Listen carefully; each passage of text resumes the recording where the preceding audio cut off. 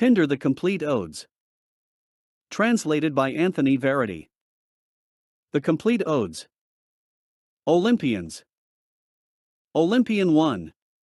For Hieron of Syracuse, winner of the single-horse race, water is best, while gold gleams like blazing fire in the night, brightest amid a rich man's wealth. But, my heart, if it is of games that you wish to sing, look no further than the sun, as there is no star that shines with more warmth by day from a clear sky, so we can speak of no greater contest than Olympia.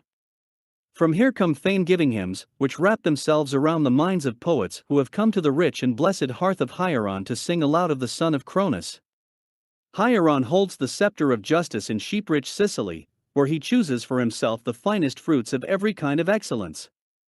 His glory gleams in the best of poetry and music, of the kind that we men often compose and play at his hospitable table. Come then, take down the Dorian lyre from its peg, if the splendor of Olympian Pisa and of Pherenicus has caused the sweetest thoughts to steal into your mind, as it sped along unwhipped in the race beside Alpheus, and brought its master into victory's embrace, Hieron, Syracuse's horse-delighting king. His fame shines out over the land of fine men founded by Lydian Pelops, he whom Poseidon the mighty earth-holder desired after Clotho had lifted him from the purifying cauldron, fitted with a shoulder of gleaming ivory. There are indeed many wonders, and it may be that in men's talk stories are embroidered beyond the truth, and so deceive us with their elaborate lies, since the beguiling charm of words, the source of all sweet pleasures for men, adds luster and veracity to the unbelievable. The days to come will be the wisest judge of that, but it is proper that a man should speak well of the gods, thus he is less likely to incur blame. Son of Tantalus, the tale I shall tell about you runs counter to that told by former poets. When your father invited the gods to that well-ordered banquet in his beloved Sipylus, reciprocating the hospitality he had enjoyed, then it was that the god of the glorious trident, his heart overpowered by desire, seized you and carried you off in a golden chariot to the lofty palace of widely honored Zeus, where in later time Ganymede also came, to perform the same service, but for Zeus. When you had disappeared from sight, and, despite their frequent searches, no one could bring you back to your mother, immediately an ill-intentioned neighbor secretly spread the tale abroad that the guests had taken a knife and dismembered you, and had thrown your limbs into water as it boiled fiercely over the fire, and then at table, during the final course, they shared out your flesh and ate it. As for me, I cannot call any of the blessed gods a cannibal. I stand aside, the slanderous seldom win themselves profit. If ever the watchers on Olympus gave a mortal honor, that man indeed was Tantalus. But no good came of it, for he could not digest his great prosperity, and by his excesses brought overwhelming ruin on himself. The father poised a huge stone above him, and in his constant struggle to thrust it from his head he now wanders far from happiness. This is the life of everlasting weariness he lives, one labor following after another, because for his feast he stole from the gods the nectar and ambrosia they gave to make him immortal and served it to his drinking companions. If a man hopes his deeds will escape the gods' notice, he is mistaken. So the immortal sent his son back to him, to be immortal again in the short-lived company of men. And about the time of his handsome youthful bloom, when downy hair began to cover his darkening jaw, he turned his thoughts to an offer of marriage that was offered to all, to win at Pisa the famous Hippodamia from her father Oenomaus. Alone, at night, he went down to the grey sea's shore and called out to the deep-roaring lord of the trident, and the god was there, close by him. Pelops said to him, "If the delightful gifts of Cyprus can give rise to gratitude, then come, shackle the bronze spear of Oenomaus, send me on the swiftest of chariots to Elis, and bring me the power to be victorious." 13 suitors has Oenomaus killed, and in this way delays the marriage of his daughter. Cowards do not seek out great risks. Men must die, so why should anyone crouch in darkness, aimlessly nursing an undistinguished old age, without a share in glorious deeds? This contest is meant for me, now give me the success desire. So he spoke, and his pleas were not in vain. The god gave him honor, and a golden chariot with tireless winged horses. So he defeated Oenomaus, and won the maiden to share his bed, and fathered 6 sons, leaders of the people, all of them thirsting to do great deeds. And now he luxuriates in splendid blood offerings as he reclines beside the fort of Alpheus. His tomb beside his altar is well tended, thronged about by many a stranger. The fame which stems from Pelops' games at Olympia is visible from afar, the games where the contest is for fleetness of foot and daring deeds of strength pushed to the limit. For the rest of his days the victor enjoys honey-sweet tranquility, as far, that is, as the games can provide it. The highest good for every mortal is indeed that which comes to him day by day. My task is to crown such a man as this with the horseman's song, in Aeolian melody. I am certain that there is no host today more acquainted with glorious deeds or more established in his power, whom my craft can adorn with fame-giving intricacies of song. Some god, Hieron, watches over your ambitions, making this his concern. If he does not desert you, I hope to find an even more inviting path of poetry to help me celebrate your victory in the swift chariot, when I visit the sunlit hill of Cronus. For me, the muse keeps a mighty defensive weapon. Other men attain greatness in different ways. The highest peaks are occupied by kings, so do not look to climb further. May you walk on high in this reign of yours, and may I always be the victor's companion, preeminent by my poetry throughout all Hellas. Olympian 2. For Theron of Acragas, winner of the chariot race, my hymns, commanders of the lyre, which god, which hero, which man shall we celebrate? Zeus is indeed lord of Pisa, and Heracles founded the Olympic Games as the firstfruits of war, but the man we must proclaim is Theron, for his victory with the four-horse chariot. He is just in his regard for strangers, a strong tower of defense for Acragas, the crowning glory of a famous family line, a man who guides his city on a straight path. His forebears labored hard in their hearts and so won a holy habitation beside the river. They were the envy of Sicily, and as time sped them on its destined road it added wealth and popular favor to crown their inborn talents.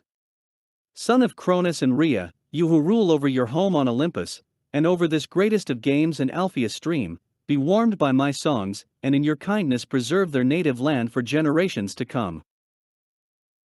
But when some deed has been done, right or wrong, not even time the Father of all things can undo its outcome, yet with the help of good fortune men may forget it.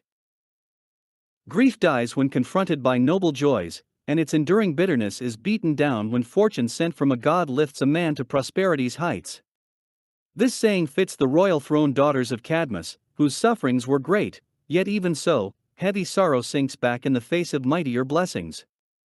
Long-haired Semele died amid the roar of thunder, but she lives on among the Olympian gods, loved for all time by Pallas and Father Zeus, and especially loved by her ivy-wearing son. Ino too, men say, was granted an immortal's life for all time in the depths, along with Nereus' sea-nymph daughters. But for mortals death's final point has not been fixed, nor even when we shall peacefully conclude our day, child of the sun, in lasting good fortune.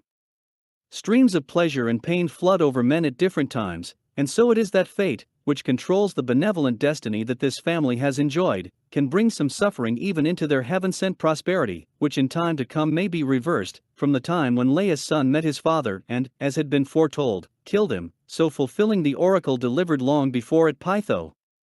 The sharp-eyed Fury saw this act, and slew his warlike sons, who died at each other's hands. When Polynices fell he left behind his son Thersandra's, who won honor both in young men's contests, and in the battles of war, a young shoot from Adrastus' stock, destined to be an avenger of his house. It is fitting that the son of Enisidamus, whose roots are traced back to that seed, should enjoy the praise of songs, and of the lyre, for at Olympia he received the prize himself. While at Pytho and the Isthmus the Graces who favor both awarded the crown in the 12-lap four-horse chariot race equally to his brother. For a man who competes in the games victory brings relief from dark thoughts. Truly wealth, adorned with many noble qualities, offers a man the chance to achieve all manner of things and prompts in him a desire for high ambition, which is a far shining star, the surest light there is for men. If a man possesses wealth, and knows the future, that the defenseless spirits of those who die here are quickly punished, and that for crimes committed here in Zeus' kingdom there is a judge below the earth who declares sentence of harsh necessity. But for good men the nights and sunny days are in perpetual equal balance, they enjoy a life with less toil, not troubling the earth or sea's waters with their hands' strength in order to produce a meager livelihood. Those who in life took pleasure in keeping oaths pass their time without tears in the company of the revered gods, while the wicked endure a punishment too dreadful to behold. But Those with the courage to have lived 3 times in either place, keeping their hearts entirely free from wrongdoing, travel the road of Zeus to the tower of Cronus, where breezes of ocean blow round the island of the blessed. Their flowers of gold shine like flame, some on bright trees on the land, some nourished by the sea. With these they weave bracelets for their arms and crowns for their heads, according to the equitable judgments of Rhadamanthys, whom at all times the great father, husband of Rhea, she who occupies the highest throne, seats beside himself. Peleus and Cadmus are counted among their company, and Achilles, brought there by his mother when by her prayers she had won over the heart of Zeus. Achilles it was who felled Hector, Troy's indomitable mighty pillar, and who brought sickness to death, and the Ethiopian, son of the dawn. I have many swift arrows in the quiver under my arm. They speak to those who understand, but for the most part they require interpreters. Wise is the man who knows much by nature, while those who have acquired their knowledge chatter in pointless confusion, just like a pair of crows against the divine bird of Zeus. Come, my heart, aim your bow at the mark. Who are we now to strike, as we shoot fame's arrows with gentle intent? I bend my bow at Acragas, proclaiming on oath and with true understanding that no city in 100 years has given birth to a man more generous in spirit to his friends or more open-handed than Theron. But praise can soon turn out to be excessive if it is not attended by impartiality, but comes from the mouths of the disaffected, who seek with idle chatter to obscure good men's noble deeds. As surely as grains of sand are beyond counting, who could say how many acts of kindness this man has performed for other men? Olympian 3. For Theron of Acragas, winner of the chariot race to please the hospitable sons of Tyndareus and Helen of the beautiful hair, and to honor famous Acragas is my prayer, as I begin a hymn to Theron for his Olympic victory. This is the finest reward for horses with never-wearying hoofs. This is why, I believe, the muse stood beside me as I composed in a brilliant new way to fit my voice of glorious celebration to the Dorian measure, since the victory reads woven in his hair exact payment from me of this God-inspired debt, to combine in due harmony the many-voiced lyre, the cry of pipes, and the placement of words in honor of Anaxidamus' son. Pisa too instructs me to speak out, for from there come God-given songs to men, whenever the unswerving Hellene judge, an Aeolian of Aetolian stock, fulfilling Heracles' ancient orders, sets above a man's brow the glory of the grey-green olive in his hair, which once Amphitryon's son brought from Istra's shadowed springs to be the supreme memorial of contests, at Olympia. Heracles had by his eloquence won over the Hyperborean people, Apollo's servants. With honorable intent he begged from them for the all-welcoming grove of Zeus, a tree to furnish shade for all, and to be a crown for deeds of prowess. For by now altars had been dedicated to his father, and the gold chariot moon at mid-month evening had shone her eye full upon him. He had laid down the great game's holy principle of judgment, and had established the 4-year cycle for his festival, to be held beside the sacred banks of Alpheus, but the land of Pelops grew no lovely trees in the dales of the son of Cronus. Without their protection this enclosure seemed to him to be at the mercy of the sun's burning rays. It was then his spirit moved him to go to the land of Istris. There Leto's daughter, driver of horses, had welcomed him from Arcadia's mountain ridges and its secret twisting places, when in obedience to Eurystheus' commands and under duress from his father, he was ordered to capture the doe with golden horns, which once the nymph Teigida had dedicated to be a sacred offering to Orthosia. In his pursuit of her he came to see the land that lies beyond the blasts of the icy north wind. There he stood and marveled at the trees, and a sweet desire seized him to plant some around the point in the 12-lap course where horses turn. And so today he gladly attends this his festival with the godlike twins, sons of deep-girdled Leto. Departing for Olympus he instructed them to take charge of the admired games, where men compete in prowess and swift chariots are driven. And so, I believe, my spirit urges me to tell Theron and the Amenity that glory has come to them through the gift of the sons of Tyndareus, expert horsemen, because of all mortals they honor them with the most numerous hospitable feasts, preserving by their pious intention the rights of the blessed gods. If water is best, and gold the most revered of all possessions, now Theron in his turn, by his deeds of merit, has traveled from his home to the world's limits and lays hold of the pillars of Heracles. Further than this neither simpletons nor wise should go. I shall not venture there, I should be a fool to try.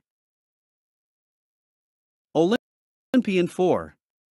For Psalmus of Camarina, winner of the chariot race?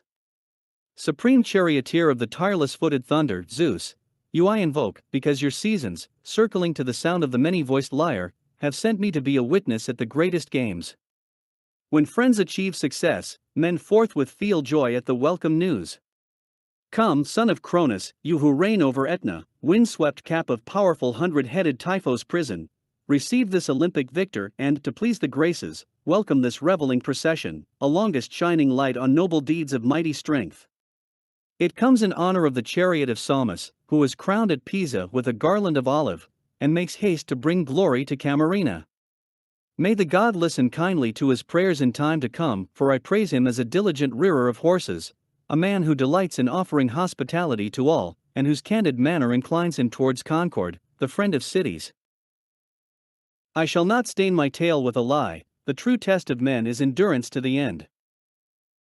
This it was that saved the son of Clymenus from losing face among the women of Lemnos. He had won the race in bronze armor, and going up to Hypsipyle to receive his crown, said, "You have seen my speed, my hands and heart are equally strong." Often even young men produce gray hairs before the time they are expected to appear. Olympian 5. For Psalmus of Camarina, winner of the mule race Camarina, daughter of Oceanus, accept with a joyful heart this sweet offering, a supreme reward for high deeds of prowess and crowns won at Olympia, a gift of Psalmus and his tireless-footed mules.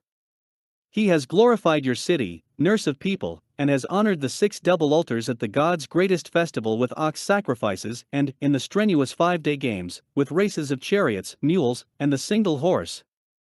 Victorious, he has made you an offering of lavish glory, spreading abroad the fame of his father Acron and of his newly founded city. O Pallas, protector of cities, he has come from the beautiful dwellings of Pelops and Enemaus, and he sings in praise of your sacred grove and Oanos your river, and its neighboring lake, and the holy channels through which the hip Paris brings water to your people. Swiftly he constructs a lofty grove of well-built houses, and leads your townspeople here from despair into the light. Always, when men strive for excellence, toil and expense struggle towards an accomplishment in which risk lies concealed. But the successful are judged to be wise, even by their fellow citizens. O Savior Zeus, high above us in the clouds, inhabitant of the hill of Cronus, you who honor broad-flowing Alpheus and Ida's holy cave, to you I come as suppliant, accompanied by Lydian pipes, to beg you to adorn this city with a noble race of men, and to ask that you, Olympic victor, delighting in the horses of Poseidon, may bring your old age to a serene end with your sons, Psalmus, by your side. If a man waters a healthy prosperity, and is content with a sufficiency of possessions, and adds to this good repute, he should not strive to become a god. Olympian 6. For Hegesias of Syracuse, winner of the mule race golden, are the pillars we shall set beneath the chamber's well-made porch, as if we were building a marvelous palace.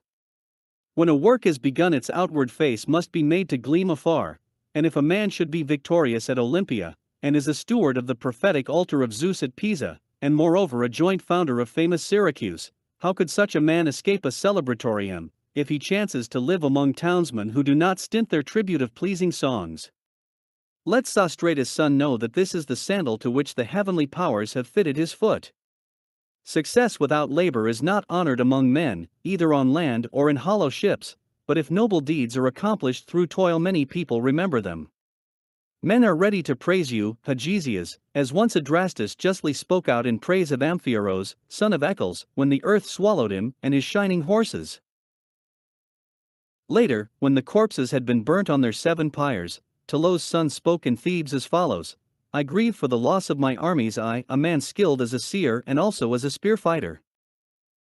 This too can be said of the Syracusan master of this revel. I am not disputatious, nor overeager for victory, but I will swear a great oath and testify that this is true, and the sweet-voiced muses will bear me out. Come, Phintus, quickly yoke me the strong mules, that I may drive my chariot on an open road and arrive at this family's true origin. These mules, more than others, know how to take the lead on this road, for they have won crowns at Olympia. We must therefore throw wide the gates of song for them and come today in good time to Pitane, beside the waters of Eurotas. She it was, men say, who coupled with Cronus' son Poseidon and bore a daughter, Euan of the violet-colored hair. She concealed the fruit of her unwed labor by the folds of her dress, and in her birth-month dispatched her maids to Epeitus, the hero son of Eilatus, with orders to deliver the child into his keeping. He was king of the Arcadians of Phaeacian, and had his allotted home beside the Alpheus. Here Euan was raised, and here she gave herself to Apollo and first tasted the delights of Aphrodite. But she could not hide the god's seed from Epeitus forever. With painful self-control he thrust down in his heart the anger he could not speak of, and went to Pytho to consult the oracle concerning his intolerable grief.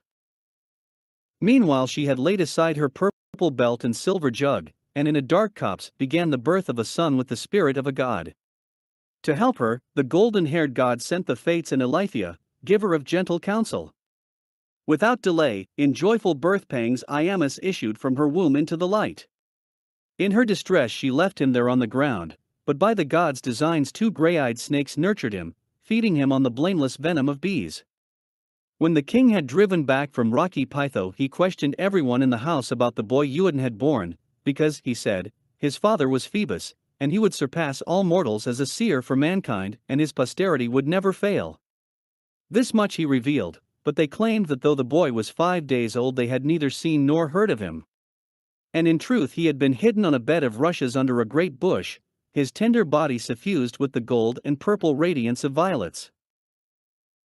And this is why his mother had declared that for all time he would be known by this immortal name. When in time he plucked the fruit of lovely gold-crowned youth, he waded midstream into the Alpheus and called on Poseidon the wide ruler, his grandfather, and on the Bauhamler, guardian of god-built Delos. Under the open night sky he asked for himself an office in which he could minister to his people. Clear came his father's voice in answer, saying, "Arise, my son, and accompany my voice to a land which everyone may share."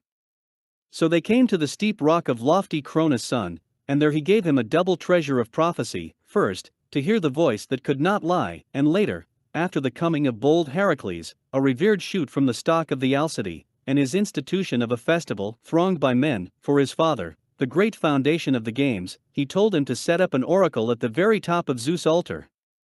From that time the Iamid clan has been renowned in Hellas. Prosperity has followed them, they honor noble deeds and walk on a road where all can see them. Their every action bears witness to this, while the carping of other, rancorous men hangs over those on whom, as they lead the race in the final lap of 12, revered grace has shed a brilliant beauty. If, Hegesias, your maternal ancestors, living beneath the mountain of Cyllene, did in truth piously offer abundant prayers and sacrifices to Hermes, herald of the gods, whose charge it is to watch over the games and the contest's outcome, and who holds Arcadia in honor, land of brave men, then, son of Sostratus, it is he who with his deep thundering father has brought about your good fortune. On my tongue I feel a sharp whetstone, willingly, I am drawn on by lovely breaths of song. My mother's mother was Stymphalian Metope, fair as a flower, who bore Thebe, driver of horses, from whose enchanting spring I shall drink, while I weave an intricate song for spear warriors.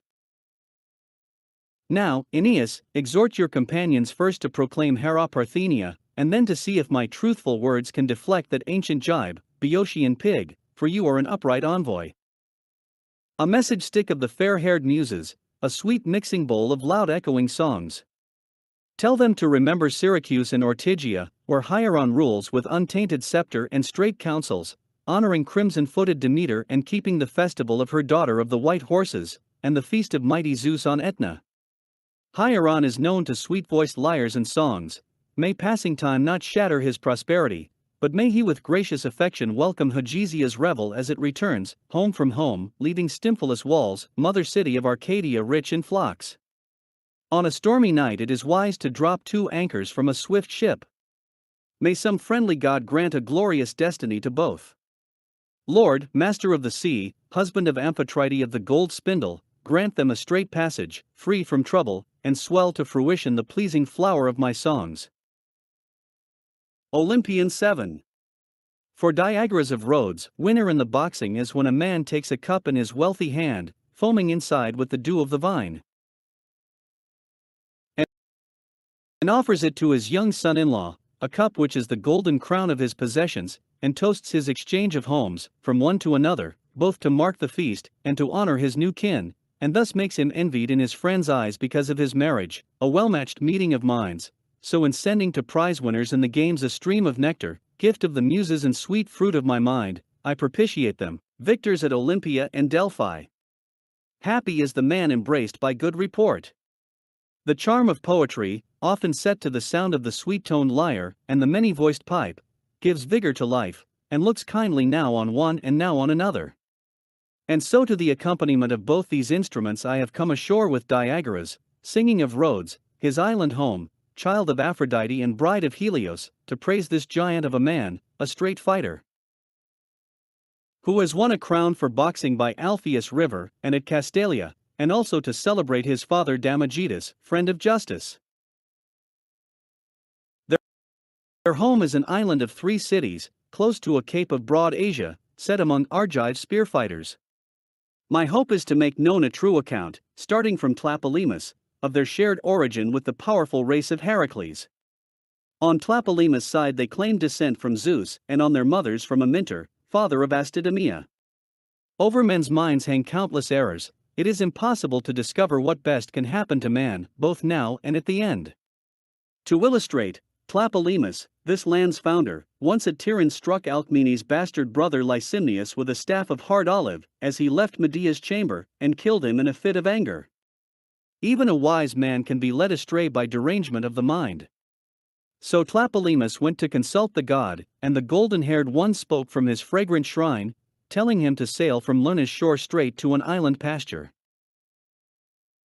where once the great king of the gods had sent down a shower of golden snow onto a city, when by Hephaestus' art, and a stroke of his bronze-forged axe Athene sprang from the top of her father's head, yelling her monstrous war cry, and heaven shuddered at her, and Mother Earth. Then it was that Hyperion's son, who brings light to mortals, instructed his dear sons to be sure to fulfill a future obligation, to be the first to erect a prominent altar to the goddess Athene, to institute a sacrifice, and so to warm the heart of the virgin spear-thunderer and of her father. Reverence, child of forethought, shoots excellence and joy into men's hearts, but for all that an unexpected cloud of forgetfulness comes over them and drags their minds away from the straight path of action. And so it was they went up, but did not take with them the seeds of bright flame, but established on the Acropolis a sacred grove with fireless offerings. Zeus called up a tawny-colored cloud and rained abundant gold on them, and the grey-eyed goddess herself gave them every kind of craft, so that they surpassed all mortals in the ingenuity of their hands. In their streets stood statues like living and moving beings, and their fame spread far abroad, for in an expert craftsman skill flourishes when it is without artifice. Ancient tales of men relate that when Zeus and the immortal gods were giving out portions of the earth, Rhodes had not yet appeared in the open sea, but lay hidden in its salty depths. In his absence no one had allotted the sun god Helios a share, and so they left him, a revered god, without a portion of land. He complained of this to Zeus, who set about recasting the lots, but Helios stopped him. He saw, he said, a land rising from the depths of the grey sea, a land fruitful for men and bountiful to their flocks. At once Helios ordered Lachesis of the golden headband to raise her hands, and to observe the god's great oath, and to undertake with Cronus' son that where the land had risen to the bright upper air it should for all time be his prize and possession. And so it fell out, the chief words of his speech were fulfilled, and an island sprang up from the watery sea, and Helios, father of the sun's piercing rays, lord of fire-breathing horses, now holds it as his own. Later he coupled with the nymph Rhodos and had by her 7 sons, who inherited from him the wisest minds among men of former times. One sired Camarus, and Ialysus his firstborn, and Lindus. These shared out their ancestral land in 3 ways, and each held his apportioned city apart, which now bear their names. Here was established for Tlepolemus, lord of the men of Tiryns, sweet requital for his miserable ill fortune, as if he were a god, a procession, reeking with the smoke of sacrificed beasts, and games where men are judged for prizes. In these Diagoras has twice been crowned with garlands, and has won 4 times at the famous Isthmus, time after time at Nemea, and in rocky Athens. The bronze at Argos came to know him well, as did the prizes in Arcadia and at Thebes, and Boeotia's seasonal games, and Pellene, as did Aegina, where he won 6 times, and Megara, with its stone record of victory, tells the same story. Father Zeus, Lord of Atiberian's mountain ridges, I pray you honor the custom of the Olympic victors him, and the man whose fists have won him success. Grant him popular respect among his townsmen and with strangers, for he walks on a straight road which abhors arrogant pride, and has learnt well the lesson which his upright mind, inherited from noble ancestors, has laid down for him. Do not obscure the lineage which he shares with Calianax. Truly, when the Erratides celebrate, the city too holds festival. But in one short span of time winds quickly shift direction, veering back and forth. Olympian 8. For Alcimedon of Aegina, winner in the boys' wrestling, mother of gold-crowned games, Olympia, queen of truth, where men who are seers interpret burnt offerings and test the mind of Zeus of the flashing thunderbolt, to see if he has any word for men who struggle in their hearts to win the rewards of excellence and respite from their labors, for men's prayers are fulfilled in accordance with their piety. O wooded grove of Pisa beside the Alpheus, I pray you welcome this victory revel, garlanded with crowns. Great forever will be the glory of the man who is honored by your prize. Good fortune comes to men in different ways, and many are the paths to God-aided success. Timosthenes, destiny has allotted your clan to Zeus as its protector, who has brought you fame at Nemea, and has made your brother Alcimedon an Olympic victor beside the hill of Cronus. Handsome to look upon, his deeds matched his beauty. By his victory in the wrestling match he proclaimed Aegina of the long oars as his fatherland, where Themis the savior, throned beside Zeus, protector of strangers, is especially honored among men. When much hangs in the balance, and it inclines this way and that, a man may wrestle hard to make a straight, apt judgment, but some ordinance of the immortals has established this sea-bound land as a divine pillar of strength for strangers from every region. May future time never grow weary of this work. It is a land held in trust for the Dorian people, from the time of Aeacus, who was summoned by Leto's son, and by wide-ruling Poseidon to help them build Troy's walls as they prepared to crown it with defenses. For it was fated that at war's onset Troy would in city-sacking battles breathe forth gusts of angry smoke. When the city was nearly built, 3 grey serpents tried to leap onto the wall. 2 fell back in terror and died there and then, but 1 leapt over with a triumphant cry. Apollo pondered this adverse omen, and at once spoke, Hero Aeacus, Pergamus will fall at the point where your hands have worked. This is what the vision sent by the loud thundering son of Cronus means to me. Your descendants will have a hand in this, it will begin in the 1st and 4th generations. So the god spoke clearly, and in haste drove his team off towards the Xanthus, to the Amazons with their fine horses, and to the Ister. But Poseidon the trident wielder urged his swift chariot towards the sea-lapped isthmus, returning Aeacus home behind his golden mares, while he himself went on to visit the mountain ridge of Corinth, famous for its festivals. Nothing will ever please all men equally. If my song has raced on to tell of Milesia's fame, trainer of beardless boys, let not envy hurl a jagged stone at me. I shall also speak of a like success won at Nemea, and another there among men in the Pancration. In truth, teaching comes more easily to the man who already knows, and not to be prepared beforehand is stupidity, for the minds of the unpracticed are insubstantial things. But that man beyond all others can tell of his own successes, and the best way to advance the man who desires to win longed-for glory from the holy games. And so now Alcimedon has brought him the honor of his 30th victory. With good fortune from the gods, and because he did not fail his manhood, he has shifted from himself onto the limbs of 4 boys the bitterest of returns, the jeering tongues, and the skulking journey home. He has breathed into his father's father the strength to wrestle with old age. Truly, the man who knows success forgets Hades. But I must rouse my memory, and tell of the supreme achievement of hands which brought victory to the Blepsiad clan, the 6th crown to adorn them, given at the games where men win garlands. Even the dead have a share in duly enacted rites, and the dust does not hide from them their kinsman's prized success. Hearing from Hermes' daughter, the goddess of good news, Iphion will tell his uncle Callimachus of the glittering distinction Zeus has granted their family at Olympia.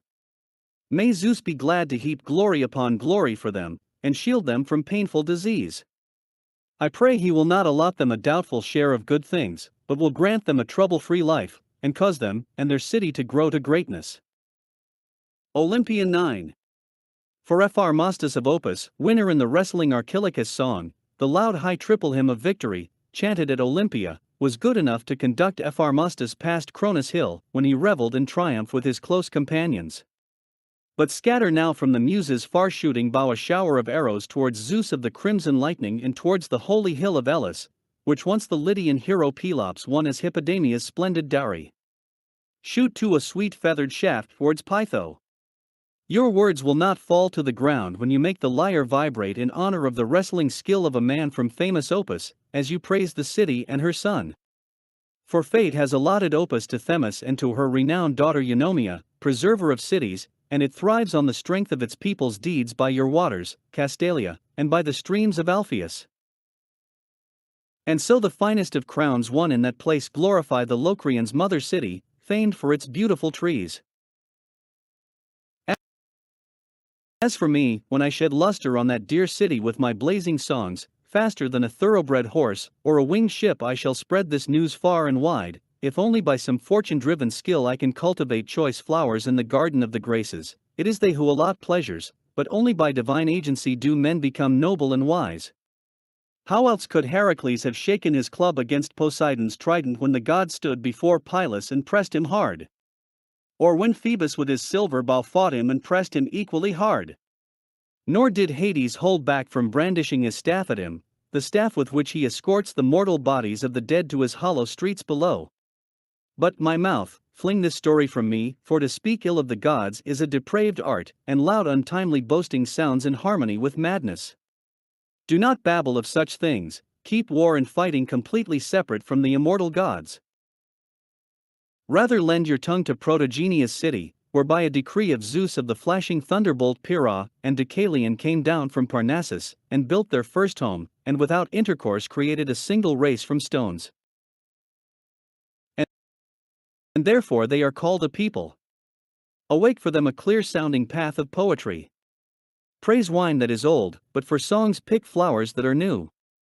Now, men say that once a mass of water deluged the dark earth, but by Zeus' artifice a backwash suddenly drained the flood away, and from these people first came your bronze-shielded forebears, sons of the daughters of Iapetus' race and of Cronus' powerful sons, kings forever in their own land, until the lord of Olympus carried off Opus' daughter from the land of the Epeans, and coupled with her in a secret place in Maenalus Dales. Later he gave her to Locris, so that time should not ruin him by awarding him a childless fate. Locris' wife was carrying a mighty seed in her, and the hero's heart was gladdened to see his counterfeit son. He gave him the name of his mother's father, and he grew to be a man beyond telling in beauty and great deeds, and Locris gave him his city and people to rule over. To him came strangers from Argos, from Thebes, from Arcadia and from Pisa, but above all these settlers he honored Menoetius, son of Actor and Aegina, he whose son went with Atreus. Sons to the plain of Teuthras, and alone stood firm beside Achilles when Telephus routed the strong Danaans and stormed their sea-going ships, and so discerning men saw and understood Patroclus' forceful spirit. From that time Thetis' son advised him never to take his stand in the murderous battle far away from his own manslaying spear. May I find the appropriate words to set out in the Muses' chariot, and may resolution and abundant power accompany me.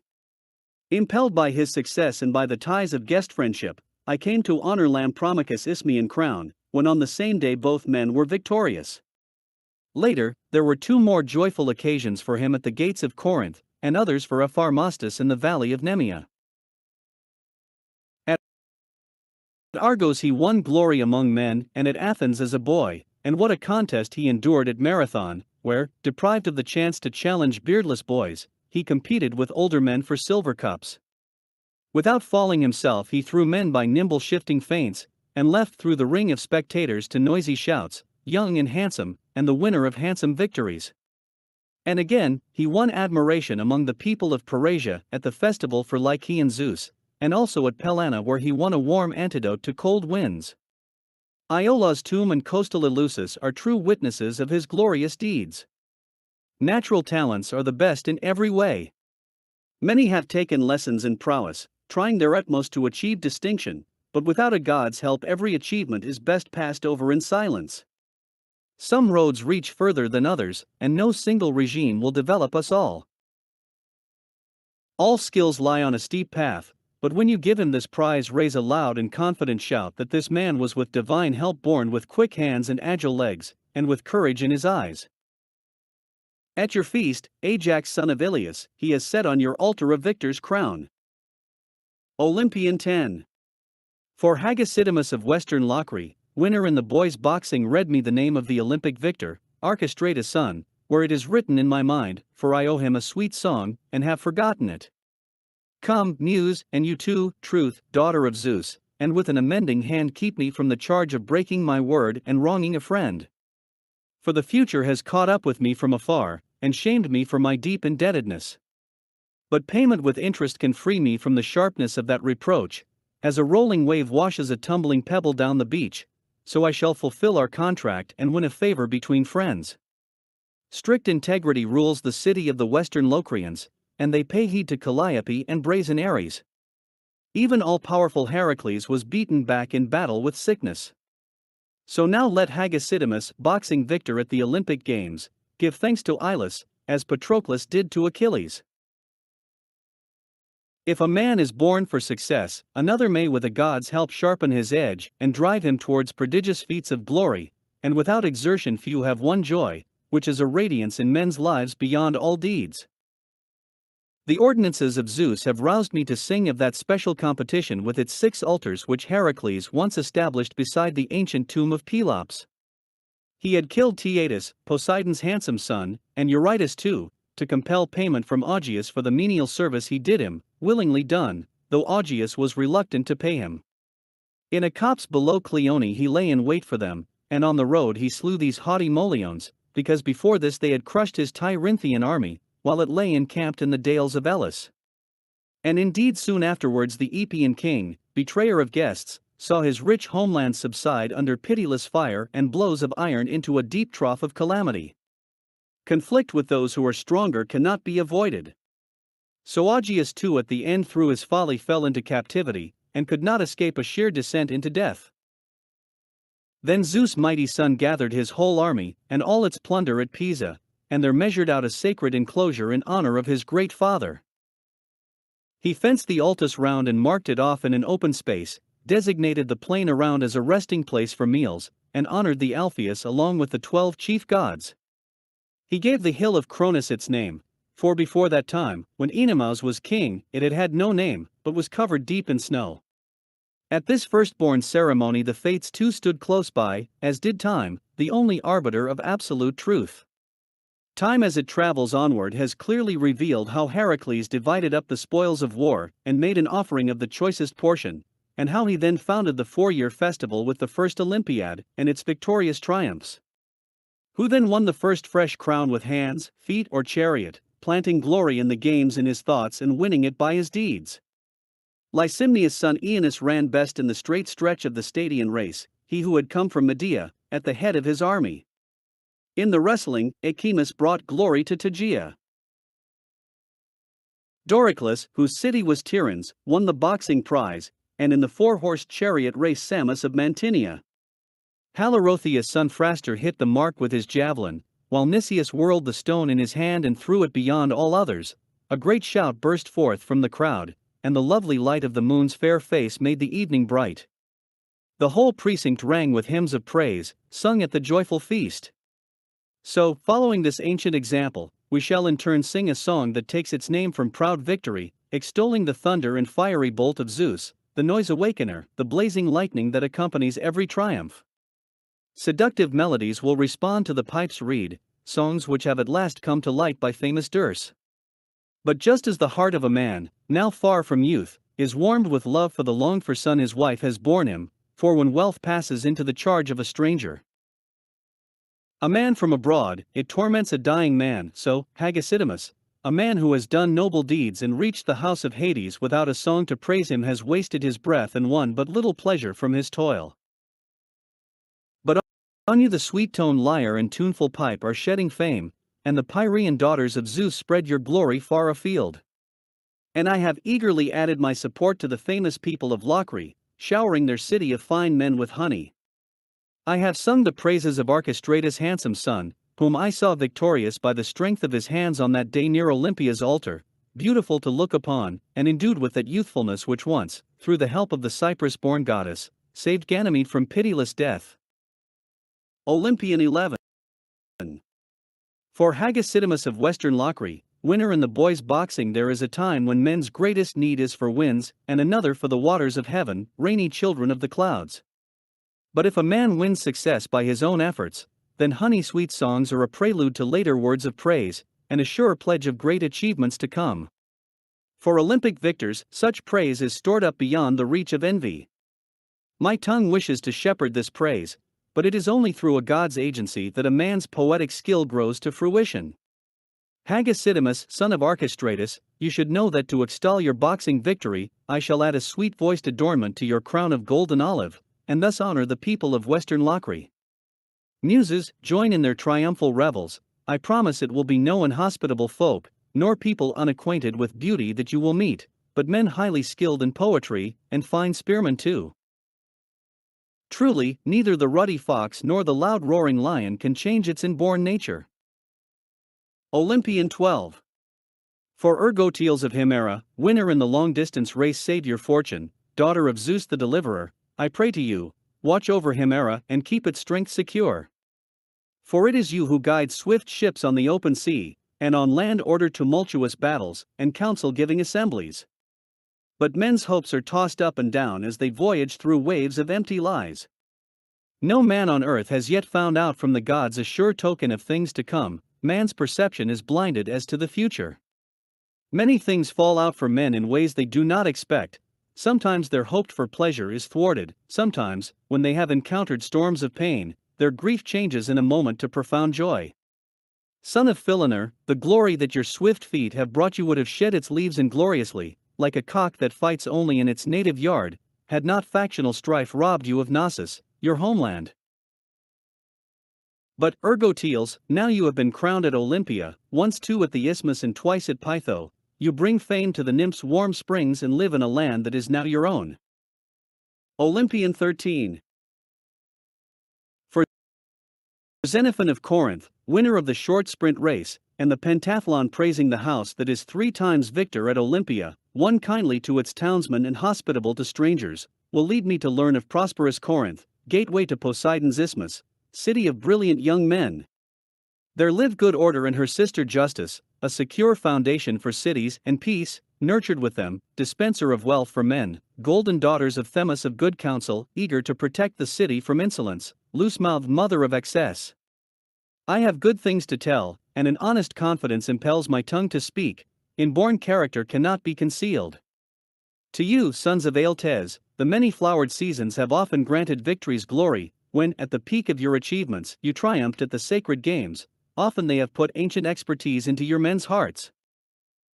Everything looks back to its inventor. From where did the delights of Dionysus come, and the dithyramb that wins the ox prize?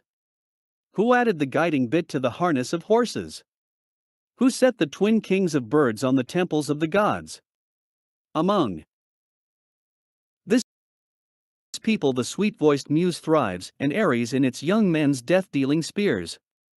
Father Zeus on high, wide-ruling lord of Olympia, do not forever look with jealousy on my words, but shield this people from harm, and give a fair wind to Xenophon's heaven-sent fortune. Welcome this ritual celebration, honoring the crowns he brings from Pisa's plain, victor in both the pentathlon and the Stadian race. He has accomplished what no mortal man has reached before. When he appeared at the Isthmian Games, 2 wreaths of wild celery crowned his head, nor will Nemea tell a different story. The brilliance of his father Thessalus' racing feat is recorded by the waters of Alpheus, and at Delphi he won fame in the double and single Stadian race in one day. In the same month at rocky Athens, one swift-footed day crowned his head with prizes for 3 splendid victories, and 7 times was he honored at the Helotian Games. As for Poseidon's festival between the seas, it would need longer songs to do justice to his father Toiodorus, and to Terpsias and Eurydamus. Touching your family's victories at Delphi, or in the lion's haunts, I must contend with many who tell of the great number of their successes. How indeed could I accurately number pebbles on the seashore? Each thing is attended by due measure, and to understand this brings the greatest profit. I am a private passenger on a public voyage, and when I speak of the talents of their forefathers, and their heroic deeds in war, I shall give no false account of the people of Corinth, such as Sisyphus, subtle and inventive as a god, or Medea, savior of the ship Argo and its crew, putting her own marriage before her father's wishes. Again, in time past, before the walls of Dardania and Troy, they showed by their courage they could decide the battle's issue, one way or the other, some trying with Atreus' dear sons to win back Helen, others striving in every way to stop them. For the Danaans trembled at the coming from Lycia of Glaucus, who claimed among them that his ancestor had ruled in Pyrene's city, where there was a palace and a rich estate that were his.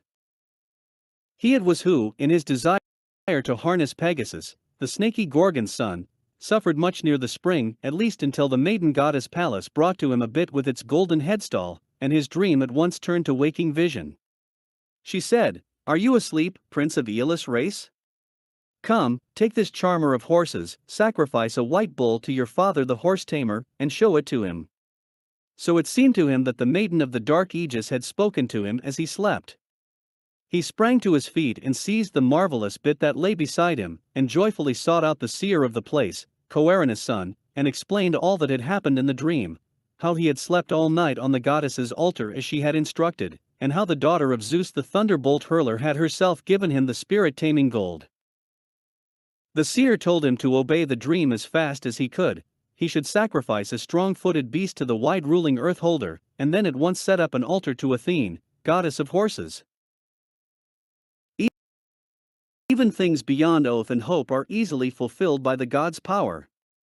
And so mighty Bellerophon reached out, and put the soothing charm about the winged horse's muzzle, and subdued it. Quickly he mounted, and armed in bronze began to wave his weapon in sport. Later, with his horse's help, he swooped down from the chill gulfs of the empty upper air and laid low the army of the Amazons, female archers, and the fire-breathing Chimera, and the Solymi. About his fate I shall keep silent, but his horse is still lodged in Zeus' ancient stables on Olympus. But as I whirl my many javelins on their straight course, I must not hurl weapons from my hands so as to miss the mark, for I have come as a willing ally of the Muses on their shining thrones, and to help the clan of Alligathety. As for their victories at the Isthmus and Nemea, a short word from me will make the sum total plain, and as a true sworn witness, the excellent herald's sweet-voiced cry, uttered 60 times at both games, will add its confirmation. Their victories at Olympia have, it seems, already been told, and as for those in the future, I shall praise them when they come. I have my hopes for now, though the outcome lies with the god. If, with divine help, their clan continues to prosper, we can leave it to Zeus and Aeneas to bring about success. Their victories under the brow of Parnassus were 6, and there were the same number at Argos and at Thebes. Touching those in Arcadia's valleys, the regal altar of the Lycian will bear witness, as too will Pellana and Sicyon and Megara, and the well-fenced precinct of the Aeacids, Eleusis and gleaming Marathon, Euboea, and the fine rich cities under high-ridged Aetna. If you search through all Hellas you will find more victories than the eye can see. Come, swim out with nimble feet. Zeus the accomplisher, grant them modesty and the sweet pleasures of good fortune. Olympian 14. For Aesopicus of Orchomenus, winner of the short sprint race, O Graces, possessing the waters of Cephisus as your own, you who live in a land of fine horses, queens of gleaming Orchomenus, celebrated in song, guardians of the ancient race of minions, hear me when I pray to you. Through you all pleasures come to men, whether a man is a skilled poet, or handsome, or famous. Without the stately Graces not even the gods can order dances or feasts. They are the stewards of all things in heaven, and have set their thrones next to Pythian Apollo, lord of the golden bough, and they hold in reverence the everlasting dignity of their Olympian father. Lady Radiance, and you, good cheer, lover of song, children of the mightiest of the gods, hear me now, and you, Festivity, who delight in song, as you watch this reveling procession, stepping lightly at his good fortune. For I have come singing of Aesopicus, composing in my accustomed way in the Lydian mode, because with your aid the city of the minions has triumphed at Olympia. Go now, Echo, to the black-walled house of Persephone and take this glorious news to his father Cleodamus, so that when you see him you may say of his son that in Pisa's famous valley he has crowned his youthful head with winged garlands from the games that bring renown. Pythians. Pythian 1. For Hieron of Etna, winner of the chariot race Golden Lyre, possession and colleague of Apollo, and the violet-haired Muses, to you the dancer's step listens, as it begins the bright celebration, and the singers obey your directions when with quivering strings you strike up the preludes which lead to the dance. You stifle even the warlike thunderbolt of ever-flowing fire, and the eagle, king of birds, sleeps on the scepter of Zeus, folding his swift wings to his sides, because you have poured a dark cloud over his bent head, a sweet shudder for his eyelids. In sleep he flexes his supple back, spellbound by your throbbing music. And violent Ares lays aside his cruelly pointed spear and warms his heart in sleep, for your shafts charm even the hearts of gods, through the skill of Leto's son, and the Muses with their deep-folded robes. But creatures unloved by Zeus shudder when they hear the Pyrrhian's voice, whether on earth or in the relentless sea, and the one who lies in dreadful Tartarus, hundred-headed Typhos, enemy of the gods. Nurtured once by the far-famed cave of Cilicia, but now sea-fronting cliffs over Cumae press down on his shaggy breast, and the pillar of snow-covered Etna, rearing to heaven, year-long nurse of freezing snow, pins him down. From its depths spew sacred founts of fire that cannot be approached. By day rivers pour forth lurid streaks of smoke, and by night a crimson rolling flame sweeps down rocks, which crash into the sea's broad expanse. That monster spouts forth terrifying torrents of Hephaestus fire, a prodigious portent to behold, and a wonder for visitors to hear. Such a thing is imprisoned between Etna's dark wooded peaks and its plain, and the bed he lies on gouges and galls the whole length of his back. Grant, O Zeus, grant that I may please you, watcher over this mountain, forehead of a fertile land, whose neighbor namesake city was made glorious by its famous founder when at Pytho's racecourse the herald proclaimed it, telling of Hieron's splendid victory in the chariot race. For men who sail in ships the first sign of favor as they embark is the rising of a following wind, because then there is a fair chance that they will enjoy a safe return too at the end of their voyage. And this saying, on the back of such success, brings hope that the city will be famed in future for crowns won with horses, and renowned for its festivals of sweet music. Phoebus, lord of Lycia and ruler of Delos, lover of Castalia's spring at Parnassus, be willing to store my wish in your heart and make this a land of brave men. All mortal achievement stems from the gods' designs, thus are born skilled poets, and men of strong hands and great eloquence. Eager to praise that famous man, I hope I do not, as one might say, throw the bronze-tipped javelin I spin with my hand outside the field of play, but surpass my competitors by the length of my cast. May his whole life continue to steer happiness and the gift of wealth towards him, bringing him forgetfulness of past hardship. Time will surely remind him of the battles where he stood his ground with unflinching spirit, when with the gods' help he and his family won honor such as no Hellene has ever reaped, a lordly crown of riches. And now indeed he went to war like Philoctetes, compelling even a proud man to fawn on him as a friend. Men say that godlike heroes came to fetch him, Poeas' archer son, from Lemnos, exhausted by his wound, and so he sacked Priam's city and brought the Danaans' labors to an end. He walked with a sick body, but this was how it was fated. Just so may the god preserve Hieron in time to come, giving him the opportunity to grasp what he desires. And, Muse, let me persuade you to sing too in Danamene's house of the reward for the four-horsed chariot, for his father's victory is no alien joy. Come, let us devise a welcome song for Etna's king, for whom Hieron founded that city with God-built freedom, according to the ordinances of Hyllus rule, for the descendants of Pamphilus, and indeed of Heracles' sons, who live under the heights of Taygetus, desire as Dorians always to keep to the statutes of Aegimeus.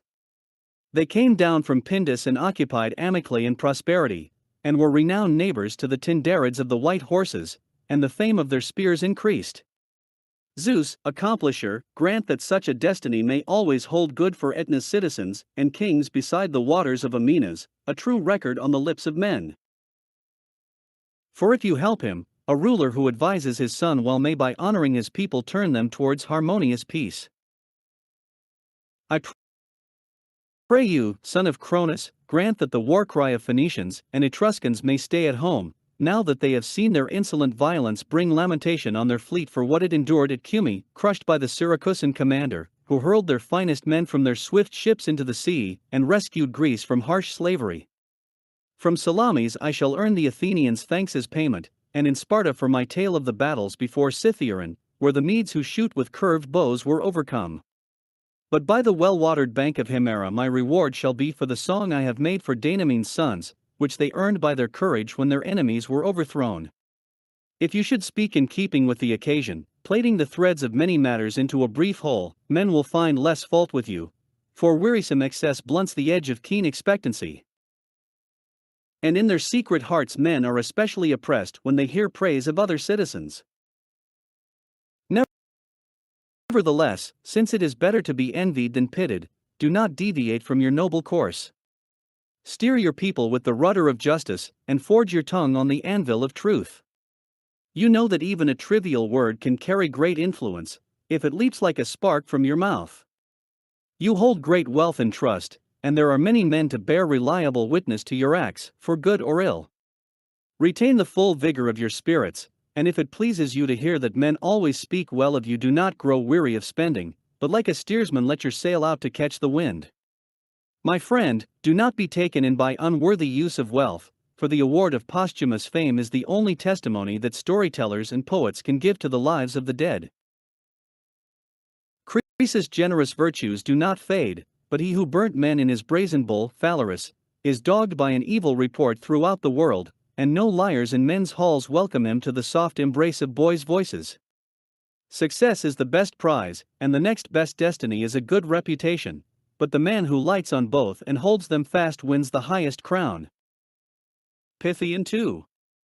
For Hieron of Syracuse, winner of the chariot race, Syracuse, great city, sanctuary of Ares who lives in the thick of war, divine nurse of horsemen who delight in iron, I come to you from gleaming Thebes bringing this song which tells of an earth-shaking four-horse team, how Hieron, possessor of fine chariots, won the prize, and with far-shining wreaths crowned Ortygia, home of river goddess Artemis. Not without her aid did he tame with gentle hands those colts with their richly worked reins. For it is the maiden goddess, delighting in the bow, who with Hermes, god of the games, fits the bright harness with both hands, when Hieron yokes his strong horses to the polished car and to the chariot that governs the bit, calling on the wide ruling god, the trident holder. As tribute to their success men pay kings sweet-sounding songs.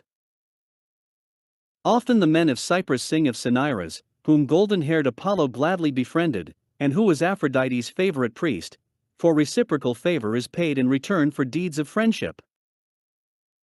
And you, son of Danamenes, are extolled in front of her house by a maiden of western Locri, because after desperate struggles of war she now, because of your power, gazes out with confidence. Ixion, they say, whirling wildly on his will by the gods' decree, speaks these words to mortals: repay your benefactor, always meeting him with gentle acts of recompense. He learnt this lesson in unambiguous terms, for though he had won an agreeable life with the friendly children of Cronus, he did not enjoy his happiness for long, since in his crazy heart he conceived a passion for Hera, whose duty it was to bring pleasure to the bed of Zeus.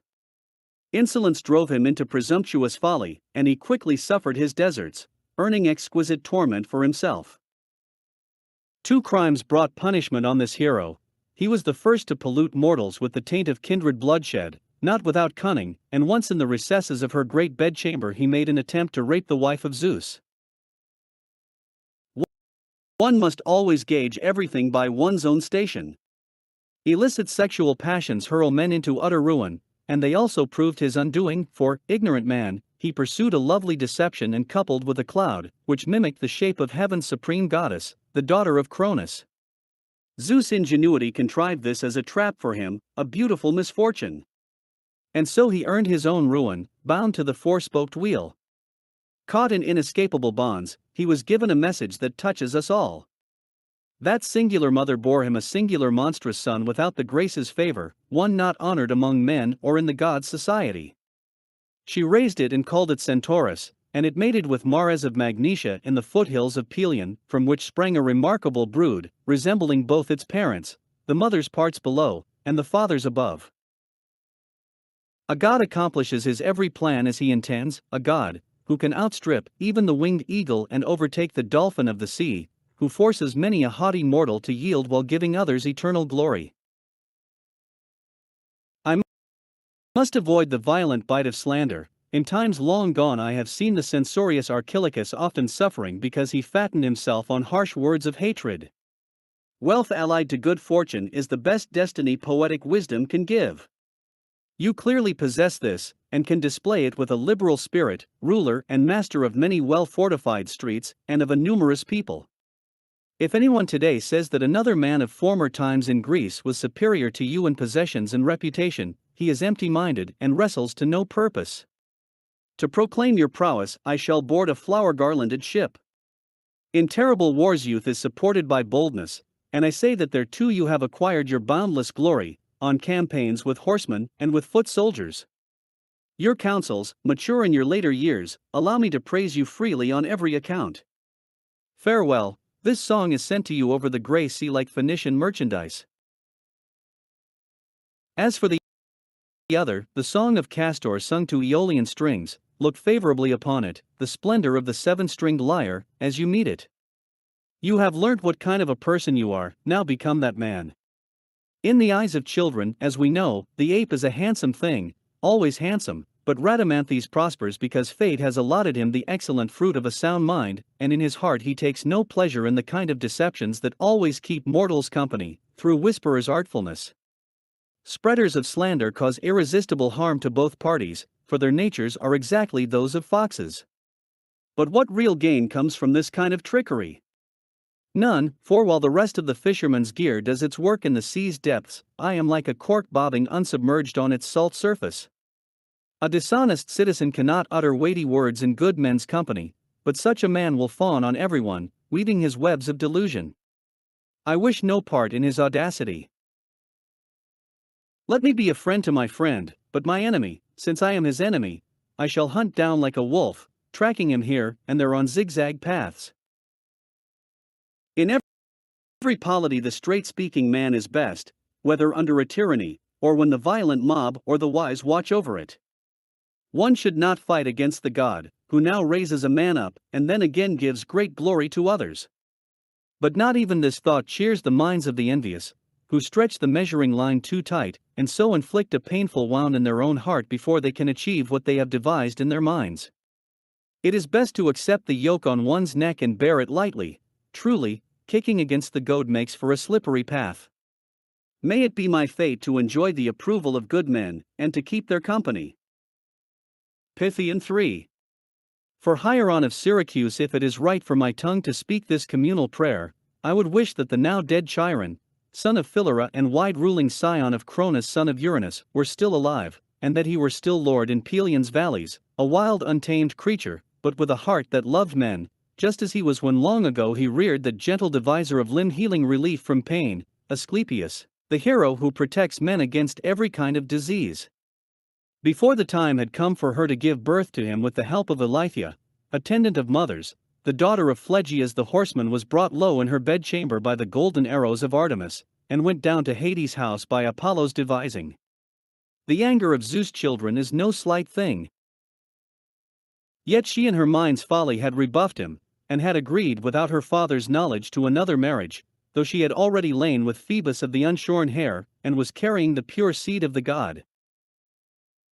She would not wait for the wedding feast to come, nor the sound of the many-voiced bridal hymn which a girl's unwed companions chant in affectionate evening songs, but she was infatuated with far-off things, a craving which many others have suffered. There is among mankind a very foolish breed, who disdain familiar things, and look with longing at what is out of reach, seeking the impossible with hopes that will never be fulfilled. Such was the strong delusion which seized the mind of Coronis, she of the lovely robes. She lay in the bed of an Arcadian stranger, but she did not escape the one who watched her, for though he was then in sheep-receiving Pytholoxia's lord of his temple was aware of her, trusting in his omniscient mind, his unerring companion. He has no truck with lies, and no mortal or god can outwit him either in words or in deeds. And so now, when he realized her impious duplicity, that she was bedded with the stranger Ischys son of Elatus, he sent his sister, wild with resistless anger, to Laceria beside the steep shores of Boebius, where the girl lived. A contrary doom struck her down and hurled her into disaster, and many of her neighbors suffered and died with her. A fire that starts from one spark can destroy a great forest. But when her relatives had laid the girl inside a wall of wood, and the ravening brightness of Hephaestus had enveloped her, then Apollo spoke, I can no longer bear in my heart to destroy my own offspring in a most pitiful death, together with his mother's hard suffering. So he spoke, and in one stride reached the pyre, and caught up the child from the corpse, and the burning flames opened a way for him. He took the child and gave him to the centaur of Magnesia to teach him how to cure men of their painful infirmities. And so if any came to him with chronic sores as constant companions, or with limbs wounded by the grey bronze, or a far-flung stone, or whose body was wasted by summer fever or winter cold, he relieved them of their several pains and so restored them to health. Some he treated with emollient incantations, others with potions, and for others he applied salves all over their bodies, while others he set back on their feet by surgery. But even skill can become the prisoner of gain. Gold displayed in the hand was a princely inducement for even him to recall from death a man already in its grip. The son of Cronus tore the breath from both in a moment, and with his hands heaved the blazing thunderbolt dealt them death. Men should seek from the gods only what is consistent with mortal minds, knowing what lies before our feet, and the nature of our destiny.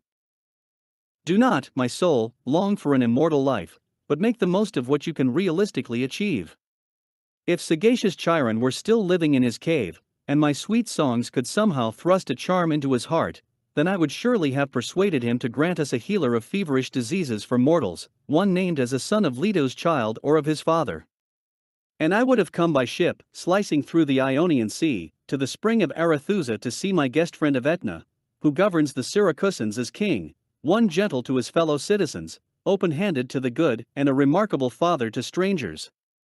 If I had landed there, bringing him a double favor, golden health, and a triumphant revel, brilliance added to the crowns from the Pythian games which Pherenicus once won at Syra, I say I would have come to him as a light that shines brighter than any star in the heaven, when I had crossed the deep sea.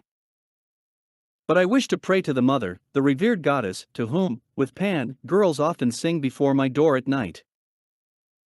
If you, Hieron, can understand the true meaning of sayings, you will have learnt this lesson from men of old, that for every blessing the immortals hand men a double grief. Fools cannot wear this with dignity, but good men can, by turning the better side outward. But as for you, a happy fate awaits you, for surely if great destiny looks favorably on anyone it is on a ruler who leads his people. But a secure life did not stay with Peleus, Aeacus' son, nor with godlike Cadmus, yet men say they enjoyed the greatest happiness of any mortal, for they even heard the gold-capped muses singing on the mountain, and at seven-gated Thebes, the one when he wedded Harmonia, and the other glorious Thetis, daughter of straight-counseling Nereus.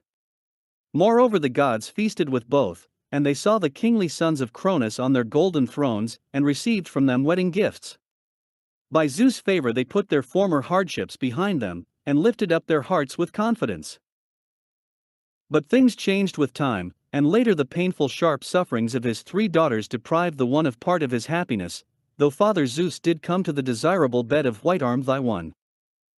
And the other son, the only child immortal Thetis bore to him in Phthia, lost his life in war to an arrow, and roused a lament among the Danaans when his corpse was consumed by fire. If a man holds to the path of truth in his mind he must be content with whatever the blessed gods send him. Gusts of soaring winds blow now this way, now that. Lasting prosperity does not visit men for long, even when it has attended them with all its weight. I shall be small when times are small, and great when they are great. Whatever fortune comes my way I shall respect it with my mind and nurture it according to my powers. If a god should hold out luxurious wealth to me I hope I shall use it to acquire glory in time to come. It is from sonorous verses such as skillful poets constructed that we know of Nestor and Lycian Sarpedon, the talk of men. Glory-giving songs cause excellence to abide for ages, but few men find them easy to acquire. Pythian 4. For Arcesilas of Cyrene, winner of the chariot race today, my muse, you must stand at the side of a friend, Arcesilas, king of Cyrene of the fine horses, so that with him in his victory revel you may swell the winds of song which are owed to Leto's children and to Pytho, where once the priestess who sits near Zeus' golden eagles foretold, in Apollo's presence, that Battus would settle in fruitful Libya, that he should now leave the holy island and found a city of fine chariots on that land's white breast, and so fulfill, in the 17th generation, the words Medea's immortal mouth once breathed out on Thera, mistress of Colchis, and meddlesome daughter of Eets. Thus she spoke to the spearman Jason's demigod crew: "Listen to me, sons of high-spirited men and gods. I tell you that one day from this sea-beaten island the daughter of Epiphus will plant a root from which cities revered by men will spring, near the foundations of Zeus Ammon. In place of short-finned dolphins their people will raise swift horses, and instead of oars they will handle reins and chariots with the speed of the storm. This sign will bring it to pass that Thera will become the mother city of great cities, the symbol which Euphemus once received when he leapt from his ship's prow at Lake Tritone's outflow, and a god in the likeness of a man gave him a clod of earth as a guest present, and Father Zeus, son of Cronus, crashed out a thunderclap in confirmation at the time when he found us hanging the bronze-fluked anchor, swift Argo's bridle, against the ship. Before this, we had dragged our seagoing craft onto the shore in accordance with my designs, and for 12 days had been carrying it from ocean over desert tracts of land. It was then that the god drew near to us, alone, having assumed the glorious appearance of a man of esteem. His first words were friendly, such as hospitable men use when they invite newly arrived strangers to a feast. But the excuse of our sweet return home prevented us from staying. He said he was Eurypylus, son of the immortal holder and shaker of the earth. He knew we were anxious to leave, but straightway caught up some earth in his right hand and pressed it on Euphemus as a makeshift guest present. The hero did not resist him, but jumped down onto the shore, grasped his hand firmly in his own, and accepted the god-sent clod. I hear that one evening it was washed off the ship by a wave and fell into the sea, and took its course over the watery expanse. Many times indeed I had urged the servants who lighten our labor to keep it safe, but their minds were forgetful, and so the undying seed of spacious Libya has been washed up on this island before its time. For if Euphemus, kingly son of Poseidon, tamer of horses, whom Europa, Tityus' daughter, once bore to him by Cephis's banks, had returned home to holy Taenarus and thrown it down near the earth's portal to Hades, the blood in the 4th generation of his children would have taken possession of that broad mainland with the Danaans, for at that time they are to rise up and leave great Lacedaemon, and the Argive Gulf, and Mycenae. But as it is, he will find in the beds of foreign women a chosen race, who honored by the gods will come to this island, and will father a man to be lord of those dark clouded plains. In time to come he will make a journey to Pytho's temple, and Phoebus in his gold-rich palace will remind him through oracles to transport cities and ships to the rich precinct of Cronus' son by the Nile. Such were the oracular utterances of Medea. And the godlike heroes stood in motionless silence, awestruck as they listened to her deep counsel. It was you, blessed son of Polymnastus, whom the oracle celebrated in this speech, through the unsolicited cry of the Delphic bee. 3 times she greeted you, and revealed you as Cyrene's destined king, when you had inquired of her what release there might be from the gods for your stammering speech. And so it turned out, later, as it were at the height of red flowering spring, the 8th generation of his line flourishes in Arcesilas. Apollo and Pytho have granted him renown among surrounding peoples for his chariot racing. As for me, I shall offer him to the Muses, and with him the rams all golden fleece, for it was when the minions set sail in search of it that God-sent honors were planted for them. What caused them to begin their voyage? What prospect of danger bound them with strong nails of adamant? There was an oracle that Peleus would die at the hands of the lordly Aeolids, or by their inescapable intrigues. A prophecy came to him that froze his wily heart, one delivered at the mother's central navel stone, thick with trees, that he should take all possible precautions against the man with one sandal when he should come, a stranger or a fellow citizen, from his mountain home to the sunlit land of famous Iolcus. And indeed in time he did come, a striking man, carrying twin spears. He wore 2 kinds of clothing, native Magnesian garments covered his splendid limbs, and a leopard skin shielded him against the chilling rain. His bright long hair was not shorn and lost, but streamed down the whole length of his back. Swiftly he strode into the marketplace and stood among the thronging crowd, putting his unflinching purpose to the test. They did not recognize him, but as they stood stunned one of them said, "This surely cannot be Apollo, nor Aphrodite's husband of the bronze chariot, and men say the sons of Iphimedia died in bright Naxos, Odes, and you, daring King Ephialtes." And certainly Tityus was hunted down by Artemis' swift arrow, shot from her invincible quiver, so that men might desire to reach only those pleasures which are within their power. While they talked among themselves in this way, Peleus arrived at headlong speed in his polished mule-drawn car. The moment he caught sight of the conspicuous single sandal on the man's right foot, he was dumbfounded, but concealed his fear in his heart and said, "What land do you claim as your own, stranger? And what earth-born woman dropped you out of her grey womb? Tell me your ancestry, and do not pollute it with repellent lies." He answered him with confident and mild words, "I declare that I shall exemplify the teachings of Chiron, for I come from the cave of Chariclo and Philyra, where the centaur's holy daughters reared me.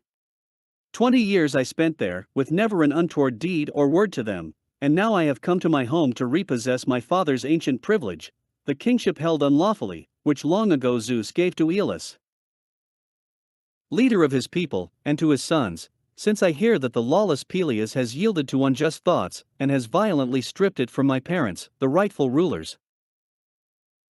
They, as soon as ever I saw the light, fearing the brutal insolence of an arrogant ruler, arranged a gloomy funeral in the palace, as if I had died, and amid the keening of women secretly sent me away wrapped in red swaddling clothes, making the night the confidant of my journey, and gave me to Chiron the son of Cronus to be raised. So now you know the bare facts of my story. Good citizens, show me clearly the palace of my fathers, lords of white horses, for as Ezon's son I am a native here, and it is to no alien land that I have come." The divine beast called me by the name of Jason. So he spoke, and went into his home, and his father's eyes knew him, and tears gushed forth from behind his aged eyelids, and he rejoiced in his heart seeing his incomparable son, most handsome of men. At the news of his coming Ezon's 2 brothers appeared, Pheres from the nearby spring of Hyperes, and Amythaon from Messene. And quickly Admetus and Melampus too arrived, full of kindly feeling towards their cousin. While they feasted, Jason welcomed them with gracious words, offering them due hospitality, and prolonging the entertainment in all kinds of ways for fully 5 nights and days, plucking the holy flower of festive enjoyment. But on the 6th day he set out in sober words the whole story from the start, and shared it with his kinsmen, and they sided with him. At once he rose with them from their couches. Going to the palace of Peleus, they entered quickly and took their stand. When he heard them, lovely-haired Tyro's son met them in person. In a soft voice Jason poured gentle words over him, and so laid the foundation of wise speech. "Son of Poseidon of the rock, men's minds are all too quick to applaud dishonest gain above the right course of action, even though they will come to a hard reckoning on the morning after. Still, you and I must control our passions with the rule of law, and so we've happiness for the future. You know what I am going to say. Cretheus and reckless Salmoneus were born to one heifer mother, and we are descended in the 3rd generation from them, and look upon the might of the sun. The fates stand apart from kinsmen if there is enmity between them, causing them to conceal their respect for one another. It is not right for the 2 of us to divide up the great possessions of our ancestors by means of sharp bronze swords or spears. I surrender to you the sheep flocks, the herds of tawny cattle, and all the land which you have stolen from my parents, and now control, fattening up your wealth. It does not grieve me that all this immoderately feeds your house, but as for the scepter of sole authority, and the throne where Cretheus' son Ezon formerly sat and handed down straight judgments to his horseman people, yield these up to me, without hurt to either, lest some new trouble arise for us as a result." So he spoke, and Peleus answered softly, "I shall do as you say. But old age is now my life's portion and keeps me company, while the flower of your youth now swells in bloom, and you have the power to dispel the anger of powers below the earth. Phrixus commands us to bring his spirit home, by going to the palace of Eats and fetching here the thick-fleeced hide of the ram by whose help he was once saved from the open sea and from his stepmother's godless weapons. A strange dream came to me and told me this. I went to consult the oracle at Castalia to see if some search should be undertaken, and it urges me to prepare a seagoing expedition as soon as possible. Agree to perform this undertaking, and I swear I shall surrender to you both kingship and sole rule. May Zeus our common ancestor be our witness, that this is a mighty oath." So they willingly made this agreement, and parted.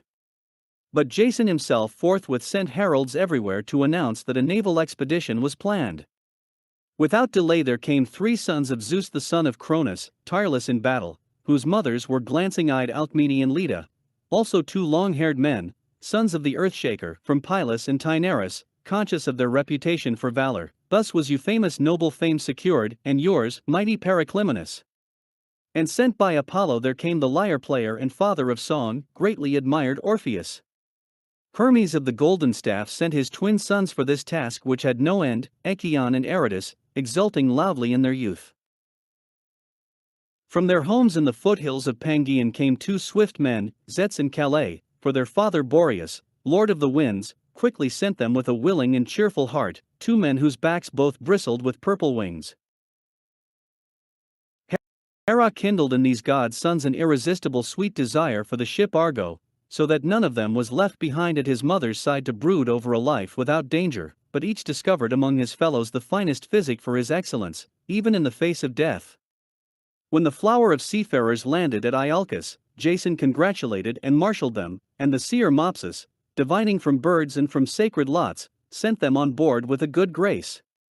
When they had hung their anchors up on the prow, their chief Jason lifted a golden bowl in his hands, and standing on the stern called upon Zeus, father of heaven's inhabitants, whose spear is the lightning, and upon the swing of the waves to speed their way, and upon the winds and nights and days and paths of the open sea to show them favor, and bring them the longed-for destiny of a return home. From the clouds an auspicious clap of thunder crashed in answer, and vivid flashes of lightning burst forth. Trusting in these signs from the god, the heroes took fresh heart, and, voicing their joyful hopes, the seer called them to fall to their oars. Under their fast-moving hands the tireless rowing advanced. Sped on by the south wind's breezes, they reached the mouth of the inhospitable sea. There they established a precinct sacred to Poseidon, god of the sea, and there was nearby a herd of reddish Thracian cattle, and a newly built altar of stone with a flat top. About to launch themselves into deep danger, they prayed to the Lord of ships to escape from the irresistible motion of the clashing rocks. There were 2 of these, and they were alive, and rolled along more swiftly than columns of deep bellowing winds, but this expedition of demigods finally brought about their end. Then they came to the Phasis, and fought with all their strength against the dark-faced Colchians before Aetes himself. And there it was that the Cyprus-born goddess, mistress of sharpest arrows, first brought from Olympus to men the speckled wryneck, the bird of frenzy, and bound it helplessly to a 4-spoked wheel. She fully instructed Aeson's son in the skill of prayers and spells, so that he might wrench Medea away from respect for her parents, and so that desire for Hellas might with persuasion's whip unsettle her, whose heart was already aflame. Quickly she showed him how to perform the tasks her father would set. Mixing drugs with oil she concocted antidotes to agonizing pain, and gave them to him to smear on himself, and they vowed they would be joined to each other in the sweet union of marriage. But when Aetes had set before all a plough of adamant, and oxen which breathed flames of burning fire from their tawny jaws, and which tore up the ground with the pawing of their bronze hoofs, he controlled them and forced them single-handed under the yoke strap. The furrows stretched in straight lines as he drove them on, splitting the back of the clod earth 6 feet deep. Then he said, "This is the task which your king, whoever he is who commands your ship, must complete for me, after that he may take away the imperishable coverlet, the fleece which glistens with its fringe of gold." So he spoke. Jason threw off his saffron cloak and, trusting in the god, set his hand to the task. By the commands of the foreign woman, skilled in all drugs, the fire did not cause him to flinch. Drawing up the plough he forcibly bound the harness onto the bulls' necks, and driving the relentless goad into their huge and powerful sides, this powerful man completed his allotted task. Aetes let out a cry, albeit of wordless anguish, amazed at the man's strength. Meanwhile his companions were holding out their hands to the mighty man, and crowning him with wreaths of grass, congratulating him with honey-sweet words. Then the marvelous son of Helios told him where Phrixus' knives had staked out the shining fleece, but he did not expect him to accomplish that labor too, for it lay in a coppice close to the ravening jaws of a serpent, which in thickness and strength was bigger than a 50-oared ship, built by blows of iron tools. But it is too far for me to travel by the high road, for time presses. I know a short way, on which I lead many others in poetic skill. Arcesilas, by guile he killed the grey-eyed serpent with its mottled back, and with her willing help stole Medea away, who would kill Peleus. They reached the broad stretch of ocean, the Red Sea, and the country of the manslaying Lemnian women. There in athletic contests they competed with limb strength for the prize of a garment, and slept with the women. It was then, in foreign furrows, that the destined days or nights received the seed of your family's bright prosperity, for there the race of Euphamus was sown, and has endured ever since. They made their homes among men of Lacedaemon, and in later times settled on the island of Calliste. From there Leto's son gave you the plain of Libya to make it fruitful through the favor of the gods, and to govern the divine city of golden-throned Cyrene, since you have discovered the discretion that comes from right judgment. Learn now the wisdom of Oedipus. If a man with a sharp blade lops off a shoot from a great oak and disfigures its glorious form, even though it can no longer bear leaves, it casts a vote in its own favor, whether it comes at the end to a fire in winter or, sustained by upright pillars in a master's house, it performs a cheerless labor in an alien building, having abandoned its native place. You are a most timely healer, and Paean honors your power to save. To treat a festering wound you must apply a gentle hand. It is easy, even for weaklings, to throw a city into convulsion, but to establish it again in its place is hard indeed, unless a god suddenly appears to steer its leaders. For you, the pleasure that comes from doing this is now being woven into a fabric. Be patient, and devote your whole energy to serving prosperous Cyrene. And among Homer's sayings take this to heart and cherish it. He said that in all affairs a good messenger brings the greatest honor, even the muse is exalted by a truthful report. Cyrene and the distinguished house of Battus have come to know the good sense of Demophilus. He is young among the young, but in deliberations he is an old man who has seen 100 years. He robs the wicked tongue of its clamorous voice, and has learned to hate the arrogant, but he does not fight against the good, nor yet delays the fulfillment of any undertaking, for opportunity's moment lasts but a short space for men. He knows this well, and serves it as a steward, not as a hired man. The cruelest thing, they say, is to know the good but to be forced to stand apart from it. And in truth he, like Atlas, now struggles under the weight of heaven, far from his own land and possessions, and yet immortal Zeus set the Titans free again. In time, the wind dies down and sails are set again. He prays that now he has drained his malignant sickness to the dregs he may one day see his home. And may at Apollo's spring join in symposia, and many times pledge his heart to the pleasures of youth, and in the company of discerning citizens may hold the decorated lyre in his hands and attain peace, causing no harm to anyone nor suffering it himself at the hands of his fellow citizens. Then, Arcesilas, he could tell what a spring of immortal verse he found when he was recently a guest in Thebes. Pythian 5. For Arcesilas of Cyrene, winner of the chariot race, wide is the strength of wealth, when a mortal man receives it from destiny's hand and, joining it with unsullied excellence, takes it as an attendant who brings him many friends. O Arcesilas, favored by the gods, you have surely been searching for this, along with glory, from the first steps of your brilliant life, through the goodwill of Castor of the golden chariot, who after winter's rain spreads a bright calm over your blessed hearth. In truth, the wise handle power in a more noble fashion, even when it is given by a god. And so with you, as you walk the way of justice, great prosperity surrounds you, first, because you are a king, and the inherited prestige of great cities brings with it this most revered dignity. When it is allied to judgment, and then, you are now blessed because you have won glory at the famous Pythian games in the chariot race, and so have received this celebratory revel of men, which brings delight to Apollo.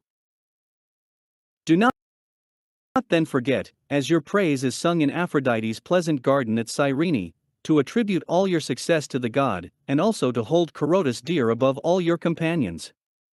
When he returned to the palace of the Battidae, just rulers, he did not bring with him Excuse the daughter of Hindsight, but after being entertained beside Castalia's waters he crowned your head with the victorious chariot's prize, won with reins unimpaired through the 12 swift laps of the sacred course. For he shattered none of his strong equipment, and now all that intricate work of skilled craftsmen which he drove when he crossed the ridge of Crisa, on his way to the gods' deep valley, is hung up in dedication. A chamber of cypress wood encloses it, near the statue, cut in one piece from the living wood which bow-wielding Cretans set up in the temple on Parnassus. It is therefore proper to greet one's benefactor with enthusiasm. And on you, son of Alexei Bias, the fair-haired graces have shed brightness. You are blessed, in that after great exertion you have a memorial of mighty words of praise. 40 charioteers fell, but you kept your chariot intact with fearless spirit, and have now returned from the glorious games to the plain of Libya and your ancestral city. No one is without his allotted share of toil, nor will be. Yet the age-old prosperity of Battus persists, though the fortune it confers varies this way and that. It is a strong tower for the city, and for strangers a bright splendor. Even deep-roaring lions fled from him in fear when he addressed them in his curious speech. Apollo the colony's founder filled the beasts with sheer terror, so that the oracles he gave to Cyrene's steward should not be unfulfilled. Apollo it is who dispenses cures for painful diseases to men and women. He has also given them the lyre, granting the muse to whoever he wishes, instilling peace and good order in their hearts. He is present in the secret places of his oracle, from where he caused the mighty sons of Heracles and of Eugemius to settle in Lacedaemon and Argos and holy Pylos. He makes known that my cherished glory is from Sparta, whence sprang the Aegidi, my ancestors, who came to Thera, not without the gods' favor, but some fate led them. From there we have inherited a communal meal of many sacrifices, your Carnea, Apollo, and at your feast we honor Cyrene's well-built city. Here live the Trojans who delight in bronze weapons, the sons of Antenor, for they came here with Helen after they had witnessed their own land swathed in the smoke of war. And that chariot-driving people is duly welcomed with sacrifices and hailed with gifts by those whom Aristoteles brought in swift ships, opening up a deep path through the salt sea. He planted larger sacred groves for the gods, and laid down a straight broad way, to be a paved road, sounding to the hammer of horses' hoofs at processions in honor of Apollo, who brings help to mortals. There at the far end of the marketplace, he lies apart in death, blessed when he lived among men, and thereafter revered by the people as a hero.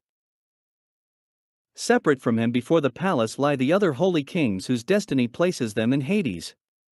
It may be that in their minds below the earth they can hear of these great deeds of prowess, sprinkled with soft dew and accompanied by waves of revel song, bringing them happiness for themselves and a just share with their son Arcesilas in his distinction. It is right for him to invoke Phoebus of the golden sword in songs of young men, since he has been repaid from Pytho by this elegant victory song for his expenditure. The discriminating commend him, and I shall repeat what men say, he cultivates a mind and eloquence beyond his years, and in boldness he is a long-winged eagle among other birds. In competition he has the strength of a tower, in the muses' company he takes wing, through his dear mother, and he has proved himself a skilled charioteer. He has walked with boldness along every road which could bring his people renown, and now a god has generously brought his power to fruition. And so in time to come, you blessed children of Cronus, allow him to possess an equal eminence in word and counsel, that no stormy blasts of autumn winds may disrupt his life to come. In truth, the mighty mind of Zeus governs the destiny of men he loves. I pray that he may award this prize to Battus' race at Olympia. Pythian 6. For Xenocrates of Acragas, winner of the chariot race, listen, for again we plough the field of glancing-eyed Aphrodite, or of the Graces, as we make our way to the temple which is the navel stone of the deep-roaring earth, where in preparation for the wealthy amenity, for Acragas on its river, and indeed for Xenocrates, a Pythian victor's treasure house of hymns has been erected in the valley of Apollo, rich in gold, which neither winter storm, summoned from loud roaring clouds like the onslaught of a pitiless army, nor wind will carry away into the hidden places of the sea, battered by the irresistible shingle, but in a pure light its frontage shall bring to your father, Thrasybulus, to be shared by your family, the news of a chariot victory celebrated in the words of men and won in the dales of Crisa. In truth, by keeping it at your right hand, you maintain the force of the principle which they say Philara's son once in the mountains commended to the mighty son of Peleus. Left alone in his care, above all gods to revere the son of Cronus, the deep-voiced lord of thunder and lightning, and never to withhold the same honor from his parents during their destined span of life. In former times, too, this thought was held by mighty Antilochus, who stood firm against murderous Memnon, the Ethiopian's captain, and died to save his father, for Nestor's chariot was encumbered when his horse was wounded by Paris' arrows. He was shaking his mighty spear, and the old Messenian's mind was confused. He called out to his son, nor were his words flung idly to the ground. That godlike man stood firm just where he was, and bought his father's deliverance with his death, and was considered by young men of that former generation because of this stupendous deed to be unsurpassed in dutiful behavior towards his parents. These things belong to the past, but among men of today Thrasybulus comes nearest to the pattern of filial devotion, and runs his uncle close in every kind of splendid display. He is wise in handling his wealth, and does not cull the flower of youth with injustice or insolent excess, but chooses wisdom in the secret garden of the Pyrean Muses. It is to you, Earth-shaker, lord of the racing of horses, that he attaches himself, and his thoughts delight you greatly, and among his companions in the symposium his sweet spirit exceeds the honeycombed labor of bees. Pythian 7. For Megacles of Athens, winner of the chariot race Athens, that great city, is the finest prelude to lay down as a foundation for songs in praise of a chariot victory won by the powerful Alcmeonide. Could you make your home in a land whose name enjoys a more glorious fame in Hellas? No, for the tale of Erechtheus' citizens is known in every city, they who have made your temple at holy Pytho, Apollo, a marvelous sight. 5 victories at the Isthmus drive me on, and 1 glorious triumph at Zeus' Olympian festival, and 2 at Syra, Megacles, won by your clan and its ancestors. I am pleased at your recent good fortune, but grieved that success is repaid with envy. Yet this, they say, is how the world goes, happiness that thrives and stays with a man brings with it now good things, now bad. Pythian 8. For Aristomenes of Aegina, winner in the wrestling benevolent Concord, daughter of justice, who makes cities great, holder of the paramount keys of counsel and war, accept this hymn in honor of Aristomenes, victor at Pythia. For you know how to practice gentleness, and how to receive it, unerringly choosing the right moment for each. But when a man drives pitiless anger into his heart, you roughly confront your enemy's strength, and sweep his insolent violence into the bilges. Not even Porphyrion was aware of your nature when he presumptuously provoked you. Gain is most prized when one has it from the house of a willing donor, but violence overthrows a man in the end, however loud his boasts. Typhos the 100-headed Cilician could not escape this fate, nor indeed could the king of the giants, but they were beaten down by the thunderbolt and Apollo's arrows, who with kind intent welcomed Xenarus' son home from Syra, crowned with Parnassian wreaths in Dorian victory revel. Nor did this just island city fall far from the Graces, sharing as it does in the glorious achievements of the Aeacids. From the beginning it has enjoyed matchless fame, for it is celebrated in song for its nurture of heroes, preeminent in many victorious games and in the melee of battles, and moreover is renowned for its citizens. But I have no leisure to commit a full and lengthy account to the lyre and to the soft-toned voice, for that way an irksome surfeit may intervene. Rather let what lies at my feet, the urgent debt I owe you, my boy, your latest glorious success, take wings by means of my art. For in following the trail of your mother's brothers as a wrestler you do not shame Theognetus at Olympia, or brawny Clitomachus, victor at the Isthmus, but in glorifying the family of my Dility you bear out the words which Eccles' son once spoke in riddles as he saw the sons at 7-gated Thebes standing fast with their spears, when the Epigoni had come from Argos on their second expedition. As they fought he spoke, the Fathers' noble spirit is plain to see, fixed by nature in their sons. I can clearly make out the speckled snake on Alcman's flashing shield as he brandishes it in the forefront by Cadmus' gates. And he who suffered in a former disaster, the hero Adrastus, now encounters news of a better omen, though in his own home his fortune will be reversed, for alone of the Danaan army he will gather up his dead son's bones. But by the will of the gods, will return to the wide streets of Abos with his company unharmed. So spoke Amphiaraus, and I too am glad to throw garlands at Alcman and to rain hymns upon him, because he is my neighbor and guardian of my wealth, and came to meet me on my way to the navel stone of the earth, celebrated in song, and made use of his prophetic hereditary skills. And you, far shooter, who rule over your famous temple in the dales of Pytho where all are welcomed, it was there you granted him the greatest source of joy, and formerly at his home, at your joint festival, you brought him the longed-for gift of the pentathlon. Lord, I pray that you will with favorable mind and in a spirit of amity look upon every step of my journey. Next to the sweetly singing revel band Justice has taken her stand, I ask, Xenarus, that the gods' favor may be without envy towards your family's fortunes. For if someone achieves great things without long toil, he seems to many to be a wise man among fools, equipping his life with judicious strategies. But these things do not lie with men, it is God who provides. Now raising one man high, now thrusting another down under his hands, he goes down into the arena with an even hand. Aristomenes, you won the prize at Megara and in Marathon's valley, and were 3 times victorious by your exertions at Hera's local games. On 4 bodies you sprang from above with hurt in mind, for them no homeward way was decreed at the Pythia happy as yours, nor did welcome laughter give rise to encompassing joy when they returned to their mothers, but shunning their enemies they slink home down alleyways, gnawed by failure. But the man to whom fate has granted some recent success flies up in great splendor on the wings of deeds of manly prowess, and his concerns are with more than riches. Men's pleasure swells in a brief space of time, and likewise falls to the ground, shaken by an adverse judgment. Creatures of a day. What is man? What is he not?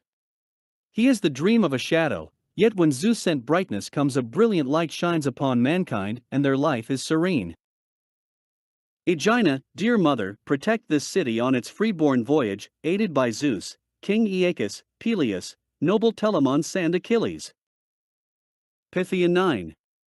For Telesicrates of Cyrene, winner of the race in armor, I proclaim, with the help of the deep-girdled Graces, a victory of Telesicrates in the bronze shield race at Pytho. I wish to shout aloud his good fortune, and how he has crowned horse-driving Cyrene, whom the flowing-haired son of Leto once carried off from Pelion's echoing windy valleys, and bore the virgin huntress away in a golden chariot to a place where he made her mistress of a land teeming with flocks and superabundant in fruits, to live in the beautiful and prosperous third root of the mainland. Silver-footed Aphrodite lightly touched his god-built chariot with her hand and welcomed her Delian guest, and over the pleasures of their marriage bed she cast beguiling modesty, linking in close harmonious union the god and the daughter of wide-ruling Hypsius, who at that time was king of the haughty Lapiths, a hero in the 2nd generation from Oceanus. The Naiad Creusa, daughter of Earth, had given him birth in Pindus' famous dales, after enjoying the pleasure of Peneus' bed. He raised his daughter, fair-armed Cyrene, but she had no interest in walking to and fro before the loom, or in the delights of feasts at home with girl companions, but with bronze spears and swords she fought and killed wild beasts, and indeed brought great peace and security to her father's cattle, spending but a short time with her sweet bedfellow, Sleep, that would drop on her eyelids just before dawn. Once the far-shooter Apollo, lord of the wide quiver, found her struggling alone, unarmed, with a huge lion. Quickly he summoned Chiron from his home, and said, "Son of Philyra, leave your holy cave and wonder at this woman's spirit and mighty power. See how she conducts her fight with unfaltering resolution, a girl with a heart that rises above hardship and a spirit that is untouched by storms of fear. What man fathered her? From what stock has she been torn away, living in these shadowy mountains' hidden places, and making trial of her boundless strength? Is it permitted to lay my illustrious hand on her and reap the honey-sweet flower of her bed?" The mighty centaur smiled subduedly, with an indulgent lift of his brow, and at once spoke and gave him his advice. "Secret are the keys to divine acts of love which are held by wise persuasion. Phoebus, and men and gods alike hold back from taking the first open step towards the joys of sweet congress. And so it is with you. It is not lawful for you to touch untruth, but your tender feelings have led you astray, so that you dissemble in your words. Do you ask this girl's ancestry, Lord, you who know the ordained end of everything and all the paths that lead thereto? How many leaves the earth sends forth in spring, how many grains of sand in sea and river are churned up by blasts of waves and winds? What will come to pass, and whence it will come, all this you know well. But if I must really pit myself against a wise god, I shall speak. It is as this girl's husband that you have come to this dale, and you are destined to carry her over the sea to Zeus' magnificent garden, where you will make her ruler of a city, after assembling an island people on a hill and a plain. Even now queenly Libya of the broad meadows is ready to welcome your glorious bride with gladness in her golden palace, where she will without delay bestow on her a portion of land to possess by right, with its full share of all kinds of fruits, and not unknown to wild beasts. There she will bear a son, whom renowned Hermes will take from his dear mother and carry off to earth, and to the seasons on their fine thrones. They will marvel at the child on their knees, and drip nectar and ambrosia onto his lips, and make him immortal, a Zeus, or a holy Apollo, a joy to men who revere him, a close companion of their flocks. Agrius and Nomius will be his name, though others will call him Aristeus. So he spoke, and urged him to attain the sweet consummation of marriage. When the gods are in haste, fulfillment is swift and ways are short. That same day saw the matter accomplished, and they were united in the rich golden chamber of Libya, where now she presides over a beautiful city, famous in the games. And now its sacred Pytho, the son of Carneades, has linked her with flourishing good fortune. His victory there has published Cyrene's fame, and she will gladly welcome him to her land of beautiful women, for he brings coveted glory back from Delphi. Great prowess always brings forth many words, but when the list is long, discriminating people prefer to hear a few themes amplified. Appropriateness in all things equally is the best. Long ago 7-gated Thebes knew that Iolaus too endorsed this dictum. When he had struck off Eurystheus' head with his sword's edge, they buried him in the earth below in the tomb where his grandfather lay. Amphitryon the charioteer, who was the guest friend of the Sown men after he had left home for the streets of the Cadmenes, home of white horses. Wise Alcmene lay with him, and with Zeus, and in a single labor bore mighty twin sons, victorious in battle. Dull is the man whose speech cannot encompass Heracles, or who is forever unmindful of the waters of Dirce which fed both him and Iphicles. For them I shall sing this praise, because of the good fortune I enjoyed in answer to my prayer. May the pure light of the loud-voiced Graces not desert me, for at both Aegina and, yes, 3 times on the hill of Nisus he, I say, has glorified this city, by his efforts evading impotent silence. So let no citizen, friend or foe, conceal this labor for the common good, and so treat with contempt that saying of the old man of the sea, give even to your enemy unfeigned and due praise, if he has done well. Telesocrates, when they saw you win so often at Pallas' annual festival, and at Olympian games, and at those of deep-bosomed earth, and in every contest in your own country, each girl would wish in silence that it was you who were her dearest husband or son. As for me, while I may quench the thirst for songs, someone demands payment of a debt, that I should call up again the ancient fame of his ancestors, as they were when they came to the city of Irasa for the sake of a Libyan woman, as suitors for the far-famed, fair-haired daughter of Antaeus, whom many of her noble kinsmen sought, and many strangers too, for her beauty was marvelous, and they wished to cull the blossoming fruit of her gold-crowned youth. But her father was planning a more splendid marriage for his daughter. He had heard how once at Argos Danaus had found a way to contrive the speediest of weddings for his 48 unwed girls, before midday. Without delay he placed the whole group at the course's end, and ordered them to decide by a foot race which girl each of the heroes who had come to woo them should win. In just this way did the Libyan offer his daughter, matching her to a bridegroom. He dressed her in finery and set her by the finishing line as the ultimate prize, and proclaimed to all that the man who ran in first and touched her robes should be the one to carry her away. Then Alexithymus, running clear in the swift race, took the noble girl by the hand and led her through the mass of nomad horsemen. Many were the leaves and crowns they rained on him, and many the winged victory wreaths he had won before. Pythian 10. For Hippocleius of Thessaly, winner of the boys' long sprint race, happy is Lacedaemon, blessed is Thessaly. Their kings both descend from one father, Heracles, supreme in battle. Why do I make this assertion? Do I miss the mark? No, because Pytho and Polina and the sons of Aleus command me, wishing to bring to Hippocleius the fine voices of men singing in praise, for he tastes success in the games, and Parnassus Vale has declared him to the surrounding people to be supreme among boys who ran the double race. Apollo, sweet is the end for men, and the beginning brings success when a god speeds it on. It must be by your devising that Hippocleius has succeeded in this, but it is also by his inborn qualities that he has walked in the footsteps of his father, who was twice a winner at Olympia in the armor of Ares that withstands the jolts of war, and Phrygius was victorious too in the contest in the deep meadow below Cirrus crags. May destiny continue to accompany them in the days to come, and cause their proud wealth to bloom. Now they have been allotted no small share in the good things of Hellas, may they meet no envious change of fortune from the gods.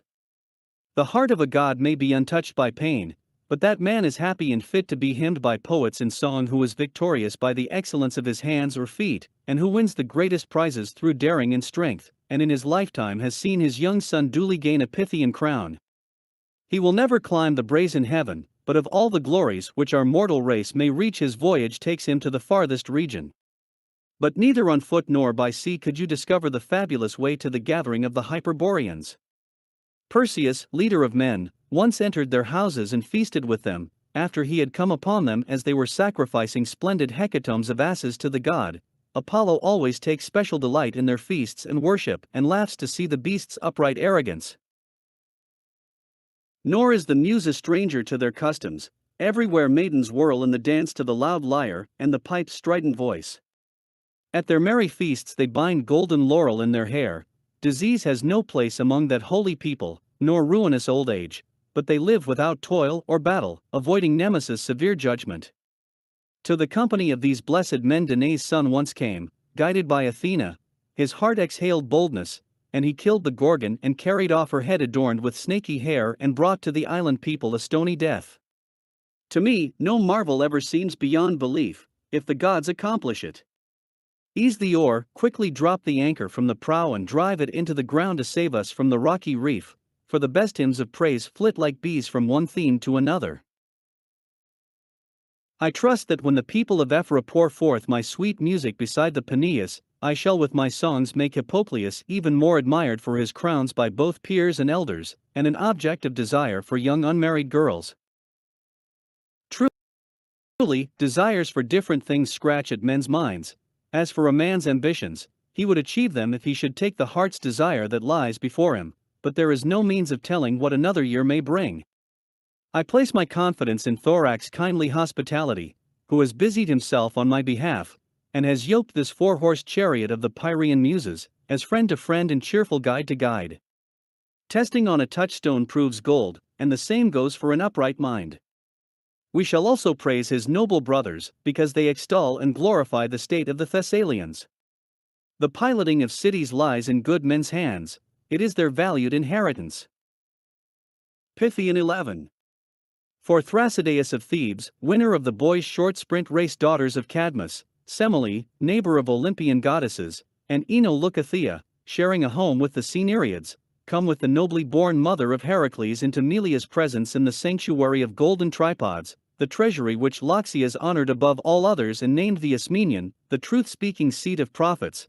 There, daughters of Harmonia, he now summons a local company of heroines, inhabitants of that land, to assemble together, so that at nightfall you may sing aloud of holy Themis and of Pytho, and the straight-judging navel of the earth, for the sake of seven-gated Thebes and the contest at Syra, where Thrasydeus distinguished his ancestral hearth by casting on it a third crown as victor in the rich ploughlands of Pylades.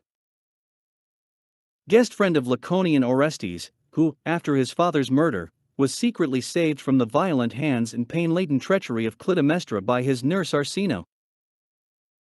At the time when with the grey bronze that pitiless woman dispatched Cassandra, daughter of Dardanian Priam, to Acheron's shadowy shore, accompanied by the spirit of Agamemnon. Was it the ritual killing of Iphigenia at Euripus, far from her homeland, that stung her to summon the anger leading to this dreadful act? Or was she enslaved by another's bed, seduced by nocturnal couplings, a most abominable crime in young wives, and one impossible to hide because of other people's tongues, for fellow citizens are given to spreading scandal. Prosperity contains in it an equal measure of envy, while the grumbling of those who live a lowly life goes unheard. The hero son of Atreus was himself killed when he returned at last to famous Amyclae, and he also caused the death of the maiden prophetess, after he had burnt the Trojans' palaces, for the sake of Helen, and had put an end to their sumptuous living. His young son escaped to the old man Strophius, a guest friend who lived at the foot of Parnassus, but in time, with the help of Ares, he killed his mother and struck Aegisthus down in a pool of blood. My friends, though I followed a straight path at first, I have become bewildered at the place where the road forks. Or did some wind blow me off my course, like a boat at sea? Muse, it is your task, since you have agreed to hire out your voice for silver, to shift it this way and that, either to his father Pythonicus now, or to Thrasydeus, since their happiness and glory are blazing forth. In time past not only were they victors with their chariots, and at Olympia captured swift brightness with their horses in the famous games, but now at Pytho going down into the naked Stadian race they have confounded all Hellas by their speed. May I desire good things from the gods, striving only for what is within reach at my time of life. In the city's affairs I find that the middle course brings by far the most thriving prosperity, and I condemn the state of a tyrant. I strive for successes that serve the common good, for thus the envious are kept at bay. But if a man has attained the heights, conducting himself in peace and avoiding terrible arrogance, he may reach a better destination in dark death, because he has left to his beloved descendants the best of all possessions, the fame of a good reputation. This it is which marks out Iolaus son of Ithacles as a theme for hymns, and powerful Castor, and you, Lord Polydeuces, sons of gods, living one day in your homes in Therapn, and the next on Olympus. Pythian 12. For Midas of Acragas, winner in the pipe-playing most beautiful and radiant of mortal cities, home of Persephone, you I pray to, who make your home on a strongly built hill above the banks of Acragas, nurse of sheep, be gracious, O Queen, and with the favor of gods and men accept both this crown won at Pytho by honored Midas, and the man himself, who overcame all Hellas in the art once invented by Pallas Athena, when she wove music from the savage Gorgon's deadly dirge, which she heard pouring forth from the unapproachable snaky heads of the maidens in their painful struggle, at the time when Perseus with an exultant cry carried off one of the three sisters, bringing death to the island of Seriphus and its people. He had indeed sapped the strength of Phorcys' outlandish offspring, and, by despoiling fair-cheeked Medusa of her head, had made Polydectes regret his feast. And the binding enslavement of his mother, forced into his bed, he was Danae's son, conceived, as our tale goes, from a liquid stream of gold. But when the virgin goddess had saved her favorite from these trials, she devised the complex music of the pipes, to imitate with instruments the piercing lament which was wrung from Uriel's grinding jaws. A goddess invented it, but gave her invention to mortals to possess, and called it the melody of many heads. Now it famously woos men to congregate at the games, as often as it passes through thin-beaten bronze and the reeds, trusty witnesses of the dancers, that grow in Cephasus' precinct beside the city of the graces of beautiful dancing places. If there is any happiness among men, it does not come without exertion. Perhaps a god will bring it about today, for we cannot escape what is fated, but there will come a time which will strike a man unawares, and give him one thing when he does not expect it, and hold another back. Nemeans. Nemean 1.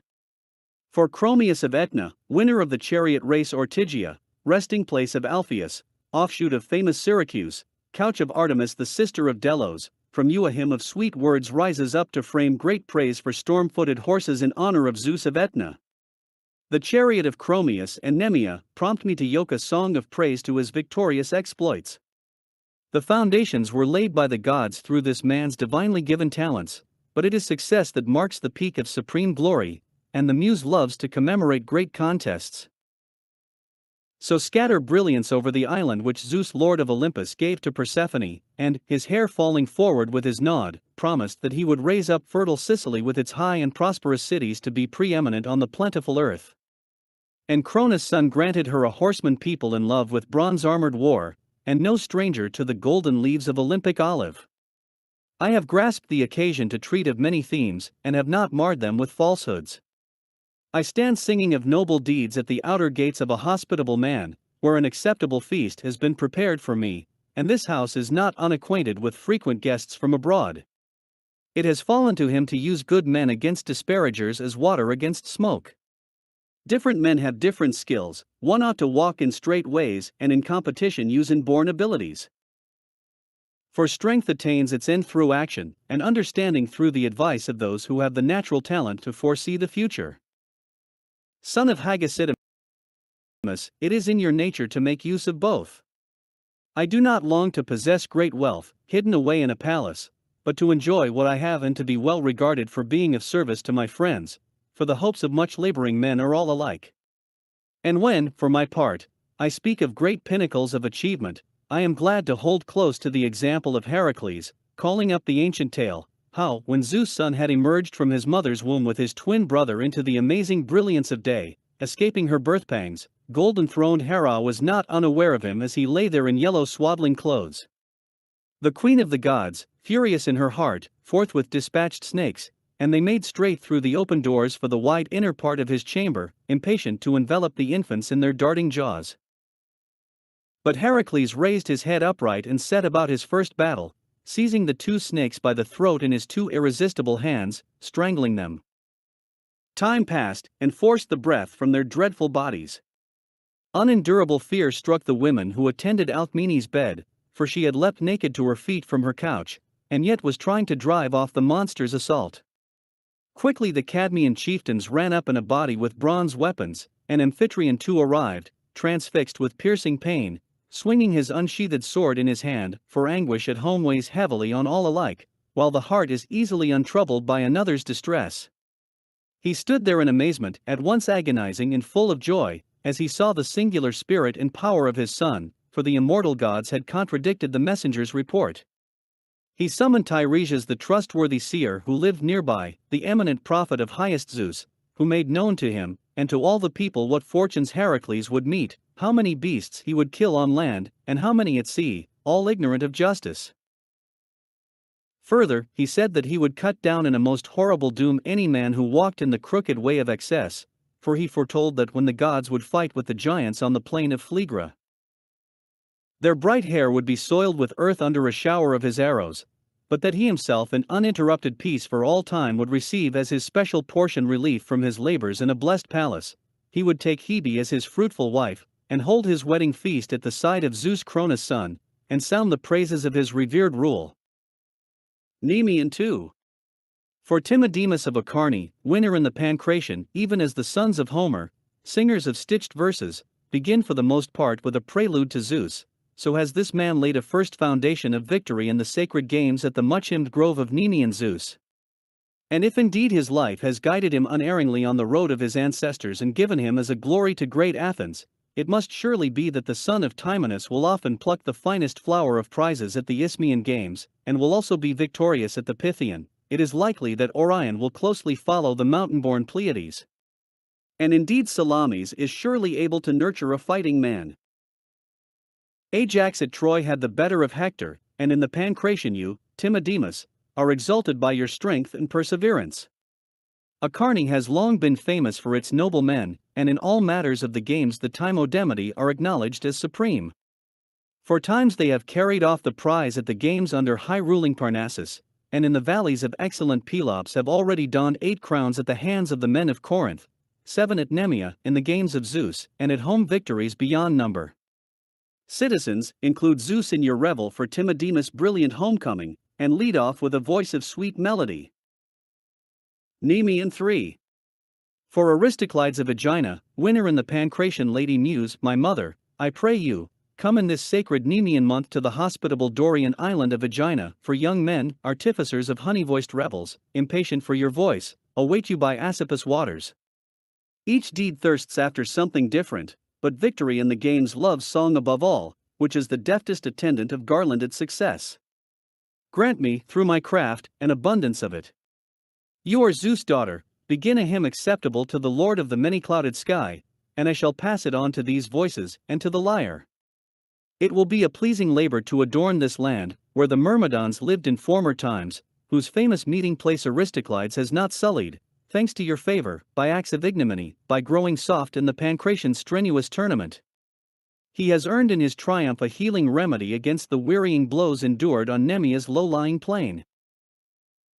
If the son of Aristophanes, handsome as he is and a doer of deeds which match his beauty, has reached the ultimate in feats of manhood, it is yet no easy matter to press on to the unsailed sea beyond the pillars of Heracles, which the hero god set as conspicuous witnesses to the furthest limit of his seafaring.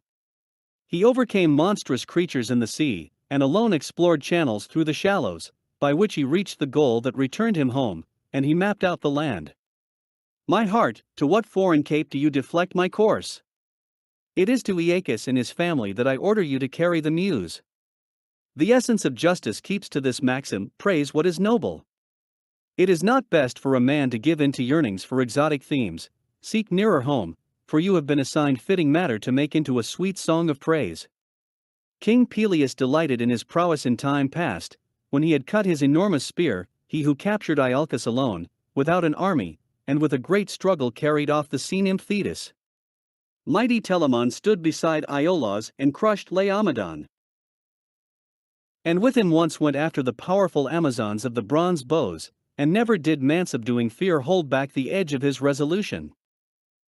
It is by inborn distinction that a man gains authority, while he who has only been taught is a man of shadows, he veers hither and thither, and never enters the arena with a confident step, trying out thousands of exploits in his futile mind.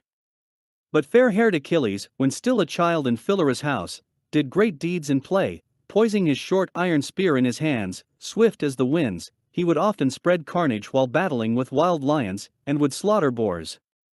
He would bring their gasping bodies to the centaur, Cronus' son, first when he was 6 years old, and then forever after.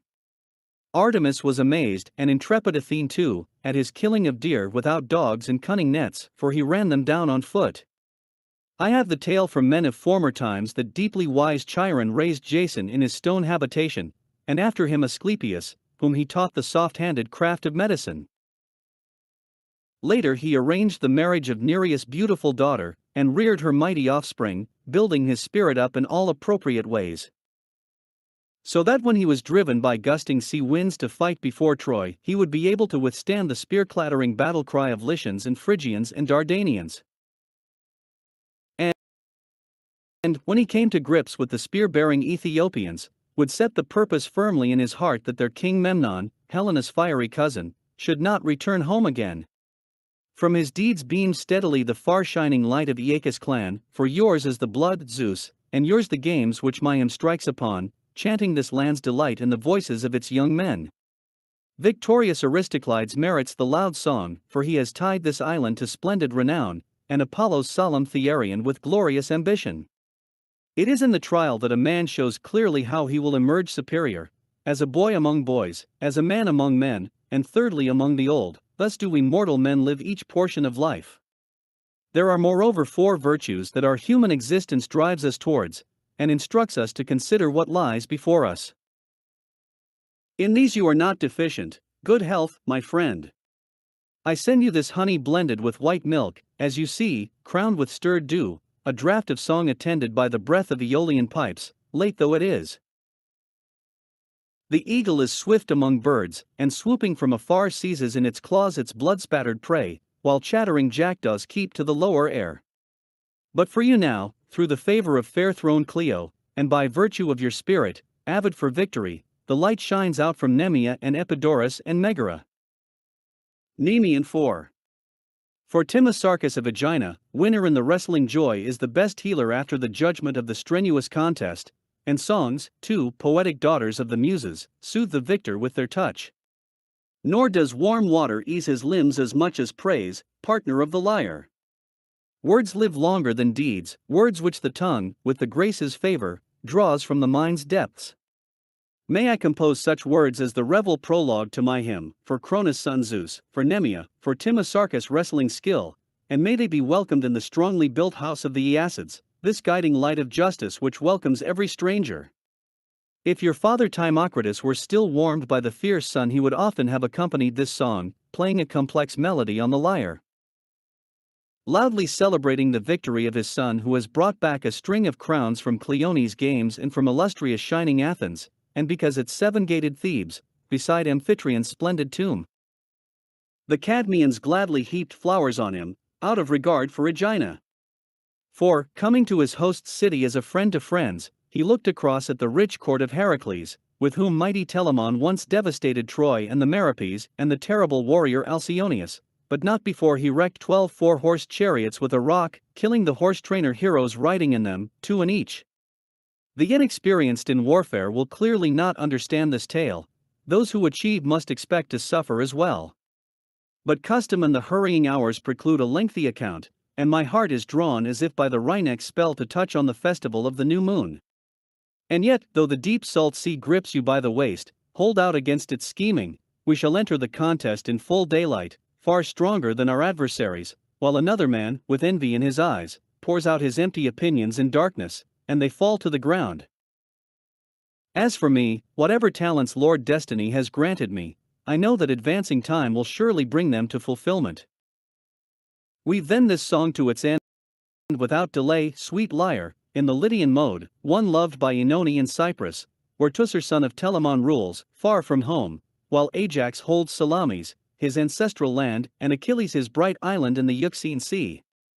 Thetis rules in Phthia, and Neoptolemus in the continuous mainland, where lofty cattle-grazing ridges slope down from Dodona to the Ionian Sea. At Pelion's foot Peleus fell upon Iolcus with warlike hand and handed it over in slavery to the Haemones, having suffered from the crooked wiles of Hippolyta, wife of Acastus. Peleus' son had tried to kill him in ambush with the sword of Daedalus, but he was saved by Chiron, and so fulfilled the fate destined for him by Zeus. He balked the all-conquering fire, the knife-edged claws and terrible teeth of boldly plotting lions, and married a high-throned Nereid. He saw the splendid circle of seats where the kings of heaven and earth sat, and revealed their gifts, and the power which would come to his race. But it is not permitted to pass to the west of Gadara. Set your ship's sails back to Europe's mainland, for I cannot run through the whole tale of Aeacus' offspring. My contract is with the Theandridae, and I have come here to be a prompt herald of limb-building contests at Olympia, at the Isthmus, and at Nemea. After competing there they always return home with a glorious harvest of crowns, where, Timosarchus, we hear that your family is an adherent of victory songs. If indeed you command me to set up a pillar, whiter than Parian marble, to your uncle Callicles, as refined gold reveals all its brilliance, so a hymn to a man's brave deeds puts his fortune on a level with kings. May he in his home by Acheron, hear my voice singing of the place where, at the deep rumbling trident holders' games, he was crowned with Corinthian wild celery, he of whom, my boy, your aged grandfather Euphanes once gladly sang. Every generation is different, and each man expects to claim as exceptional what he himself has witnessed. So a poet might emulate Milesius as he twisted in the contest, weaving his phrases, not to be thrown in the argument's grapple, treating the noble with gentle attention, but for the ill-willed a harsh opponent in the next round. Nemean 5. For Pythias of Aegina, winner in the youth's pancration, I am no sculptor, to create images which stand motionless on their base. No, sweet song, you must go forth from Aegina on every ship and merchantman, carrying the news that Lampon's powerful son Pythias has won the pancration crown at Nemea. His cheeks do not yet show late summer, mother of the soft grape bloom, but he has brought honor to the Aeacids, warrior heroes born of Cronus and Zeus with the golden Nereids, and to his mother city, a land welcoming to strangers, which once Endi's famous sons and mighty lord Phocus, he whom divine Samothea bore on the seashore, standing beside the altar of Father Hellenius and holding their hands wide up to the sky, prayed might be celebrated for its ships, and as a home of brave men. I shrink from telling of their grave deed, one ventured without justice, how indeed they left the famous island, and what destiny drove these mighty men away from Oenone. Here I shall stop. Not every truth is the better for showing its real face, and silence is often the wisest course for a man to devise. But if it is wealth or strength of hands or iron war that is to be praised, then let someone dig me a wide jumping pit from this place, for I have a nimble spring in my knees, and eagles may soar beyond the sea. For these people too the Muses' beautiful chorus sang on Pelion, and among them Apollo swept the seven-tongued lyre with a golden plectrum, and led them in diverse melodies. They began with Zeus, and first sang a hymn for revered Thetis and for Peleus, telling how the alluring Hippolyta, Cretheus' child, desired to shackle him by guile, having persuaded her husband, master of the magnets, by artful scheming to be her accomplice. She fabricated a false, contrived story that he was attempting to enjoy her as his wife in Acastus' marriage bed. But the opposite was the case. Many times she had artfully begged him with all her heart, but her vehement words only provoked his anger, and he swiftly rebuffed the wife, fearing the rage of the father. Patron of guests, and Zeus, cloud-summoning king of the immortals, understood him well from heaven and promised he would soon have a sea-nymph, a Nereid of the golden distaff, to be his bride. After he had won over her suitor Poseidon, who often comes from Aegae to the glorious Dorian Isthmus, where joyful companies welcome the god with the cry of the pipe, and strive with each other in their limbs' confident strength. Inborn destiny determines the outcome of every deed. Twice, Euthymenes, you came from Aegina, and falling into Victory's arms were favored with intricate hymns, and even now, Pythias, your mother's brother speeds behind you and exalts the family he shares with that man. Nemea, and the month that Apollo loves, is his true support. He overcame his peers who came to meet him, both at his home and in the lovely valleys of Nisus Hill. I rejoice that the whole city competes for honorable prizes. Know that it was truly through the good fortune of Menander's aid that you won a sweet recompense for your labors. It is just that a builder of athletes should hail from Athens, but if it is of Themistocles you have come to sing, hesitate no longer, give voice, unfurl your sails at the highest yard, and declare him boxer and pancratiast, doubly distinguished by victory at Epidaurus. Bring crowns of leaves and flowers to Aeacus' temple portico, in the company of the fair-haired Graces. Nemean 6. For Alcimedes of Aegina, winner in the boys' wrestling, there is one race of men, and one of gods, though from one mother we both draw our breath. A division of power keeps us entirely separate, the one is nothing, the other has an eternal home in the secure brazen heaven.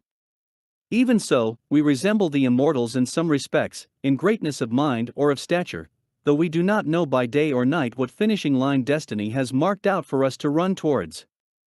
And now Alcimedes gives us the proof to see how inborn talents resemble crop-yielding fields, which by turns yield men an abundant livelihood from the ground and then again lie fallow and so gain strength. Indeed, there has come from the lovely games at Nemea a competitor who has followed this destiny fixed by Zeus, and now shows himself to be no portionless hunter at wrestling, but setting his feet in the kindred tracks of his grandfather Praxidamas, for he was a victor at Olympia, the first to bring garlands back from the Alpheus to the clan of Aeacus. 5 times crowned at the Isthmus and 3 times at Nemea, he rescued Socleides from obscurity, so that he became the greatest of the sons of Hygasymachus, for he had 3 prize-winning sons, who tasted hardship and reached the peak of excellence. Helped by the gods, their boxer's craft has shown us that no other house is holder of more crowns, one at the very center of Hellas. I hope in this bold boast to hit the mark full on, shooting like an archer from my bow. Come, Muse, guide a glorious wind of poetry onto this house, for when men die it is songs and stories that recall their fine deeds. In these the Bacidi, a family famed of old, are not deficient, for their ships carry a cargo of their own praise, and by virtue of their noble achievements they can give the Pyrians Pluffman much matter for hymns. So indeed one of the same bloodline, Callias, once at holy Pytho bound his fists with thongs, and was victorious, pleasing the offspring of Leto of the golden distaff. And in the evening by Castalia shone like a flame in the Graces' clamorous company, and the bridge of the tireless sea honored Creontidas in Poseidon's precinct at the biennial bull-slaying festival held by the people who live round about. And once the lion's herb covered his victor's brow underneath the ancient shady mountains of Phlius. Broad are the approach roads from every direction for poets to celebrate this famous island, for by the revelation of their great achievements the Aeacids have granted it an outstanding destiny, and their name wings far and wide over land and sea. It leapt even to the Ethiopians when Memnon failed to return, when Achilles stepped from his chariot to the ground and fell upon them, a heavy opponent, on the day he slaughtered the shining dawn's sun at the point of his furious spear. Poets of former times have discovered this high road, and I myself follow them, intent on my theme. But it is always the wave which rolls over the ship's rigging, they say, that especially perturbs a man's heart. I shoulder a double burden on my willing back and come as a herald to declare that this is the 25th success brought home from the games that men call sacred, which you, Alcimedes, have conferred on your famous clan, though the lot that was drawn deprived you, my boy, and Polytimedes of 2 Olympian reeds by the precinct of Cronus' son.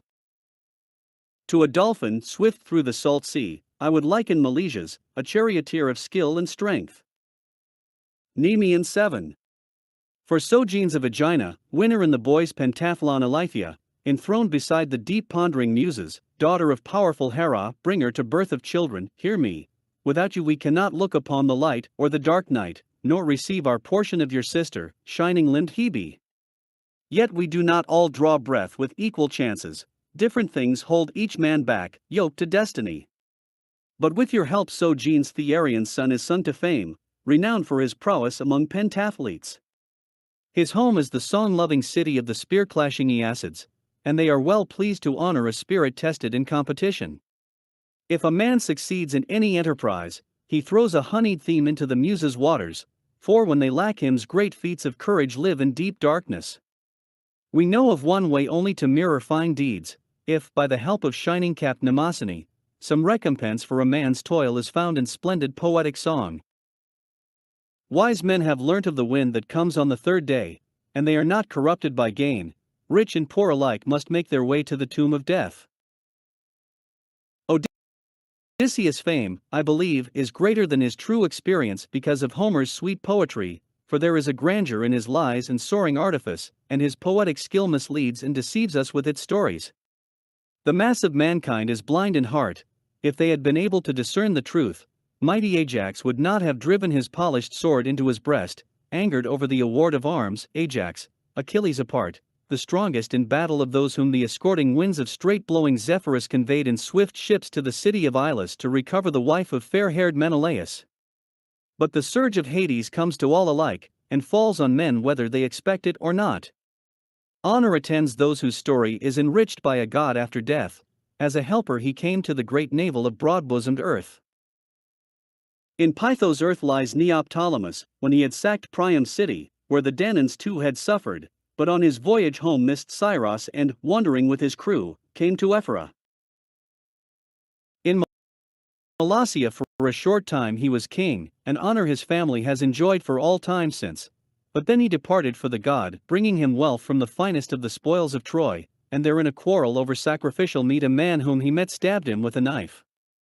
His kindly Delphian hosts were greatly troubled, but he had paid his debt to destiny, for it was fated that one of the royal Aeacids should abide forever within the ancient grove next to the well-built temple of the god, and should live as a ritual overseer of the processions which honor heroes with numerous sacrifices. To establish his just fame, 3 words will suffice: it is no lying witness, Aegina, that authenticates the deeds of your and Zeus' offspring.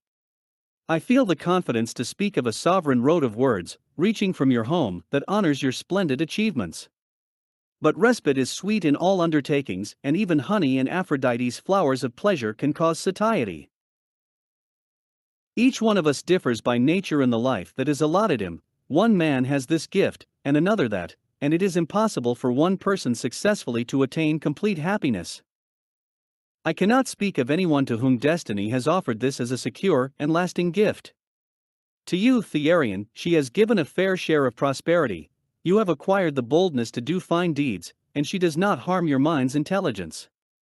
I am your guest friend. Avoiding covert censure, I will honor the man who is my friend with genuine praise, as if I were channeling water towards him, for this is the fitting reward for good men. No man of Achaia living above the Ionian Sea will approach me and take me to task. I trust in my friend's hospitality, and among his townsmen my gaze is serene, since I do not exaggerate, and I thrust all violence from the path before my feet. May the rest of my life steal up on me in kindliness. Any man of understanding will speak up if I come here singing crooked lies out of tune. Sogenes of the clan of the Euxenidae.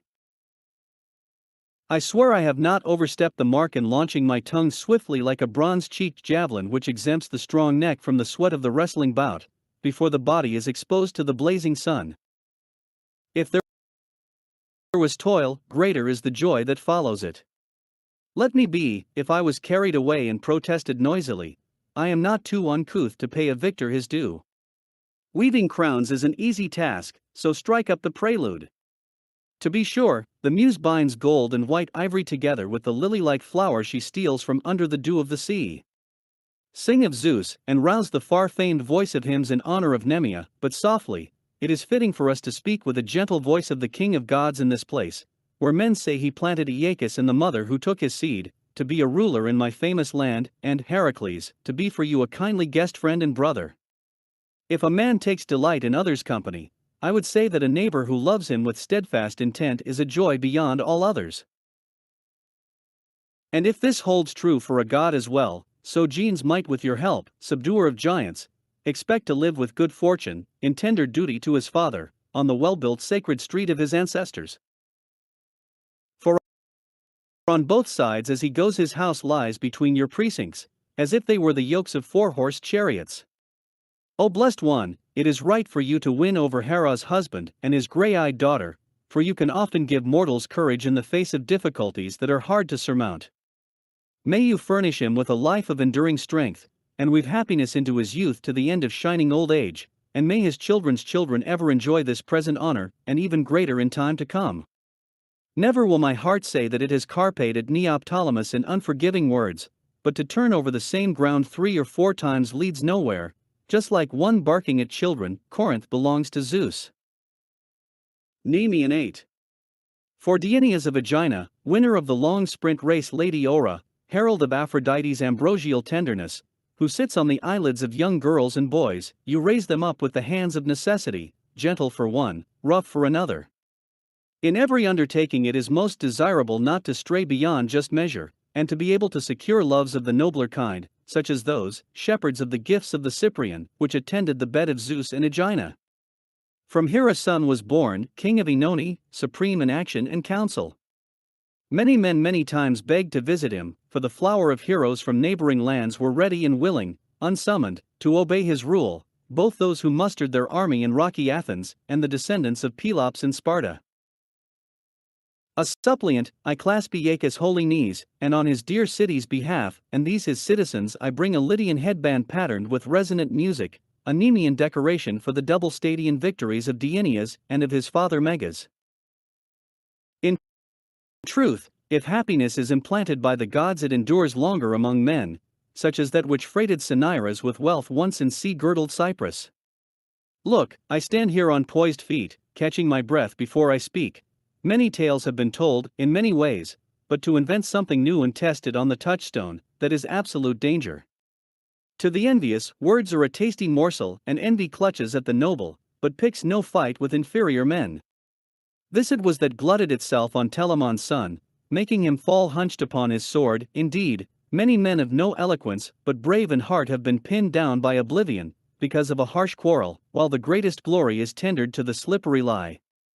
In a secret ballot the Danaans favored Odysseus, and Ajax, denied the golden armor, wrestled with a bloody death. Truly, the wounds were unequal which both had hacked in their foes' warm flesh, as they toiled under cover of the protecting spear, both over newly slain Achilles, and in other labors of death-dealing days.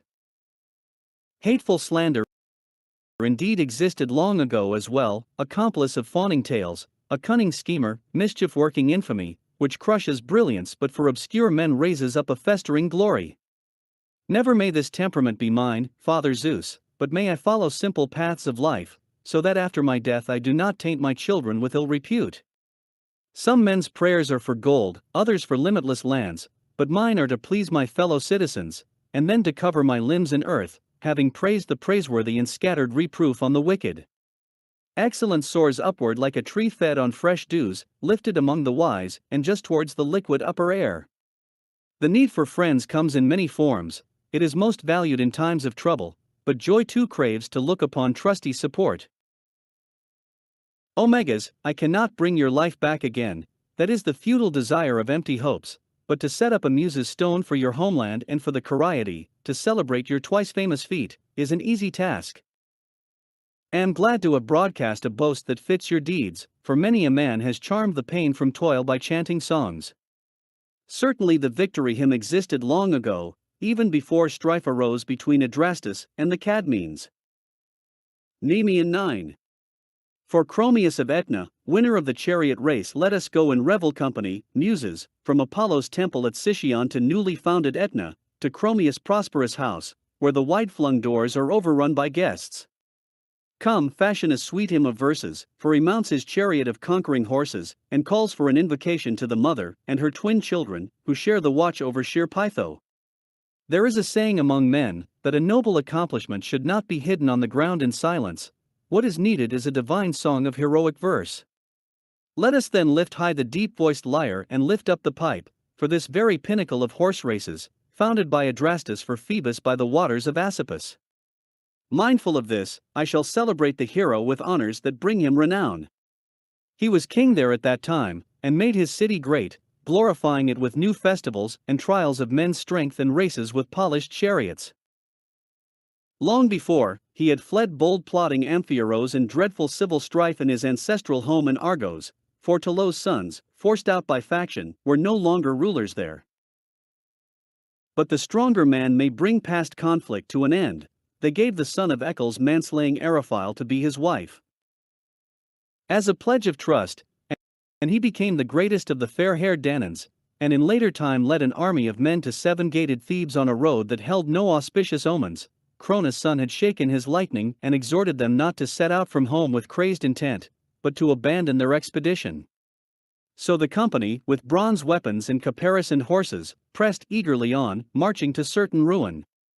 On the banks of Ismenus they rejected a sweet return home, fattening with their bodies the flowers of white smoke. 7 pyres fed on the men's young limbs, but for Amphiaraos Zeus with his all-powerful thunderbolt split the earth's deep breast and buried him, horses and all, before Periclymenus' spear could strike him in the back, so bringing shame to the spirit of a fighting man, for in God-sent panic even the sons of gods may flee. If it can be done, son of Cronus, I would hope to postpone for as long as possible this proud trial of life and death with the Phoenician army's spears, and I entreat you, Father Zeus, to grant the children of Aetna's men a long and well-governed destiny, and to gather their people together in public festivals. For, as you know, they are lovers of horses there, and men who keep their minds above possessions. My words are difficult to believe, for love of gain covertly steals away that sense of shame which brings renown. But had you served as Chromius' shield-bearer in the midst of foot soldiers and horsemen's shouts, or in battles at sea, you would have judged, among the hazards of the shrill war-cry, that in the conflict that goddess was moving his warrior's spirit to beat back the havoc of Aeneas. Few men can counsel how to turn with hand and spirit the cloud of impending slaughter back onto their enemies' ranks.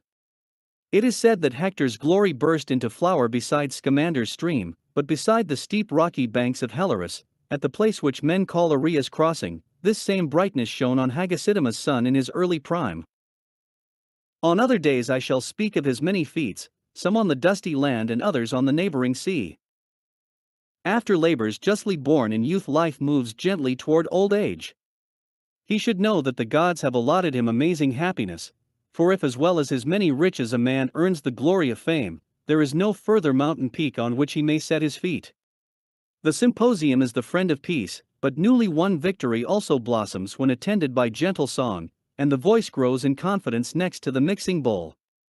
Let someone stir it, the sweet inspirer of revelry, and hand round the vine's potent child in the silver bowls which his Mares once won for Chromius and sent to him from holy Sicyon with ritually woven garlands of Leto's son.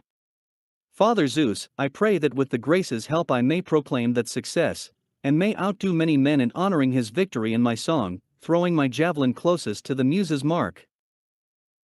Nemean 10. For Theus of Argos, winner in the wrestling, sing, graces, of the city of Danaus, and his 50 daughters on their bright thrones, Argos, Hera's home, fit for a goddess. Its bold deeds cause it to blaze with countless exploits. To tell of Perseus' encounter with the Gorgon Medusa would take too long, and many are the towns it founded in Egypt as a result of the labors of Epiphus, nor did Hypermestra wander from the path, she who kept her one dissentient sword in its sheath.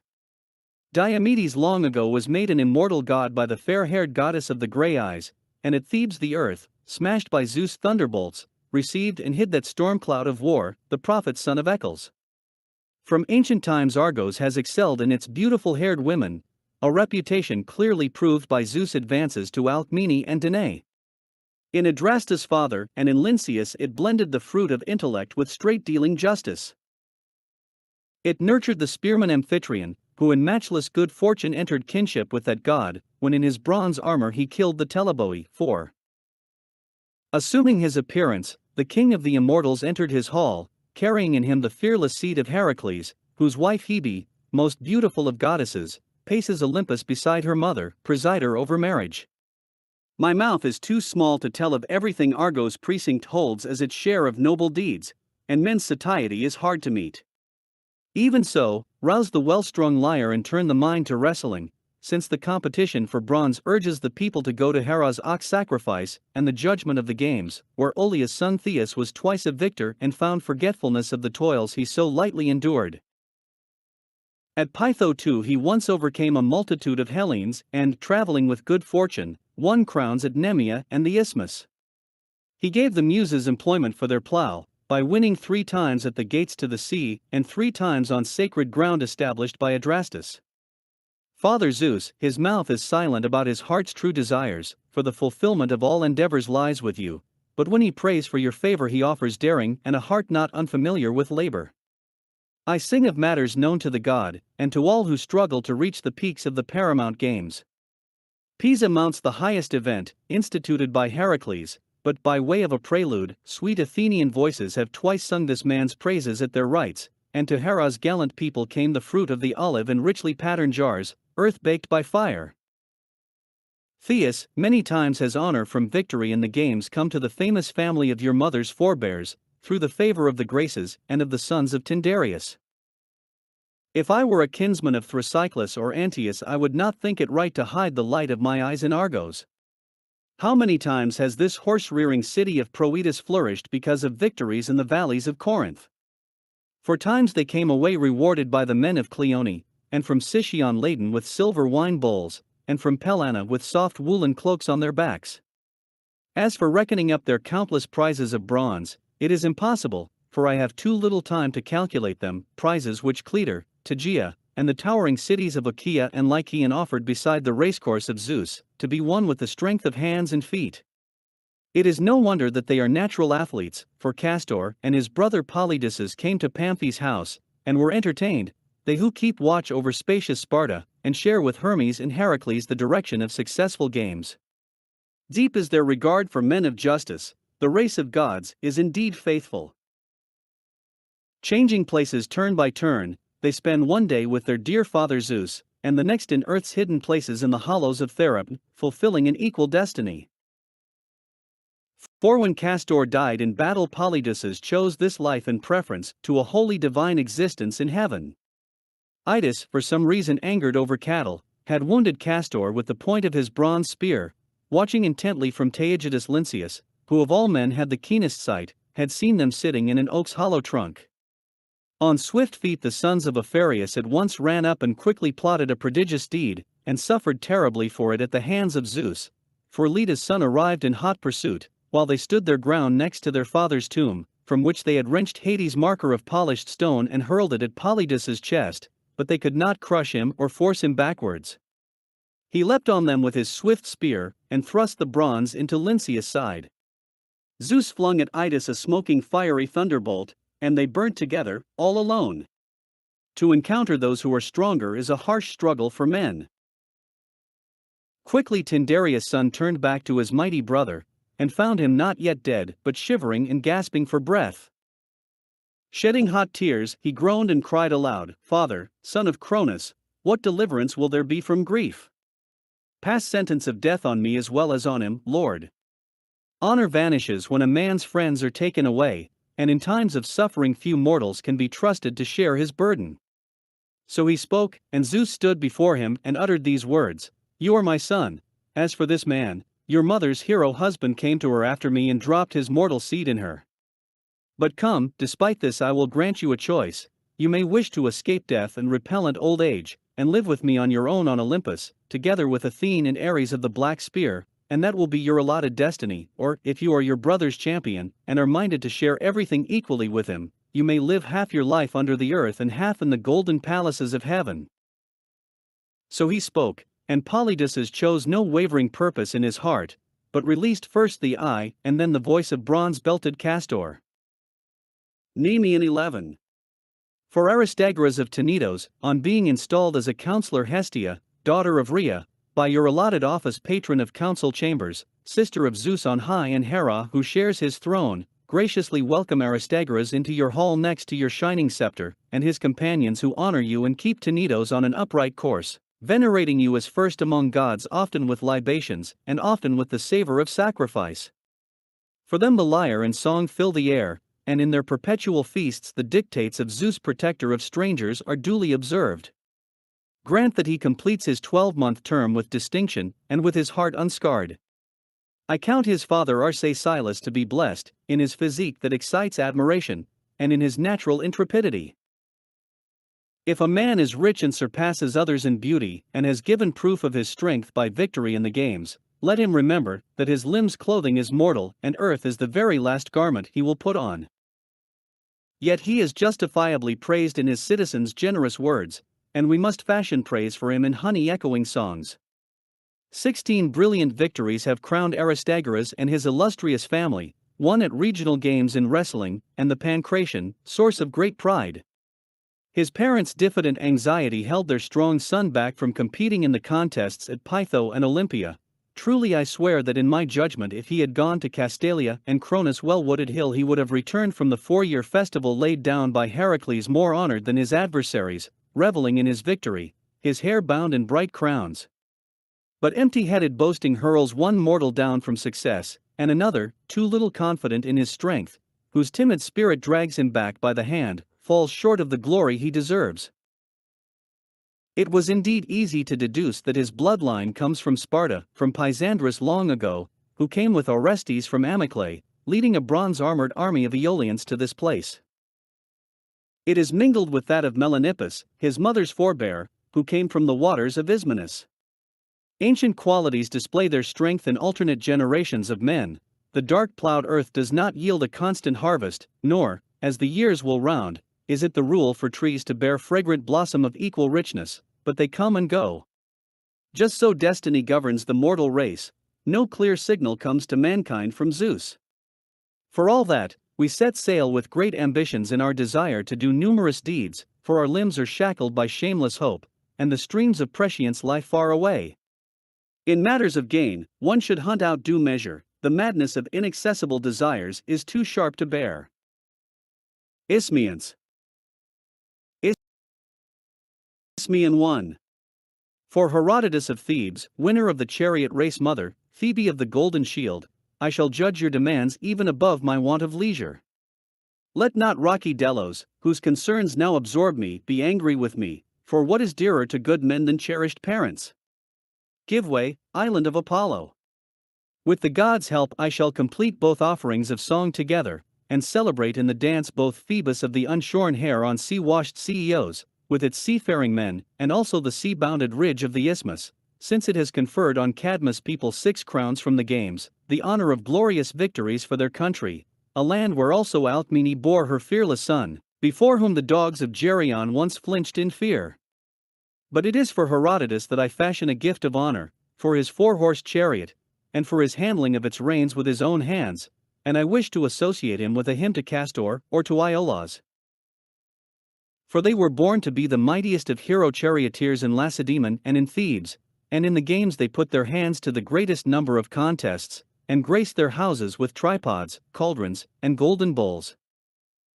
Whenever they tasted the crowns of victory, their excellence shines out with brightness in both naked races, and in the contests where armed men run, their shields clattering, and also when they threw javelins from their hands, and when they flung discuses of stone, for the pentathlon did not exist, but a prize was given for each event.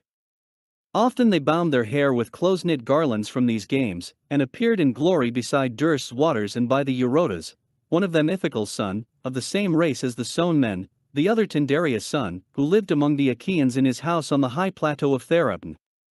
Farewell to you, but as I wrap my robe of song about Poseidon and the sacred isthmus, and on Chestus' shores, I shall as I honor this man speak of the glorious fate of his father Asopadorus, and his ancestral lands in Orchomenus, which have welcomed him back from a boundless sea, when he was oppressed by shipwreck and chill calamity.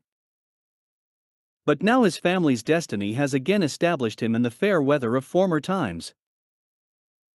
The man who has toiled with understanding also wins foresight, and if he dedicates his whole heart to excellence, employing both expense and effort, we must with an ungrudging spirit grant him a proud boast if he achieves it.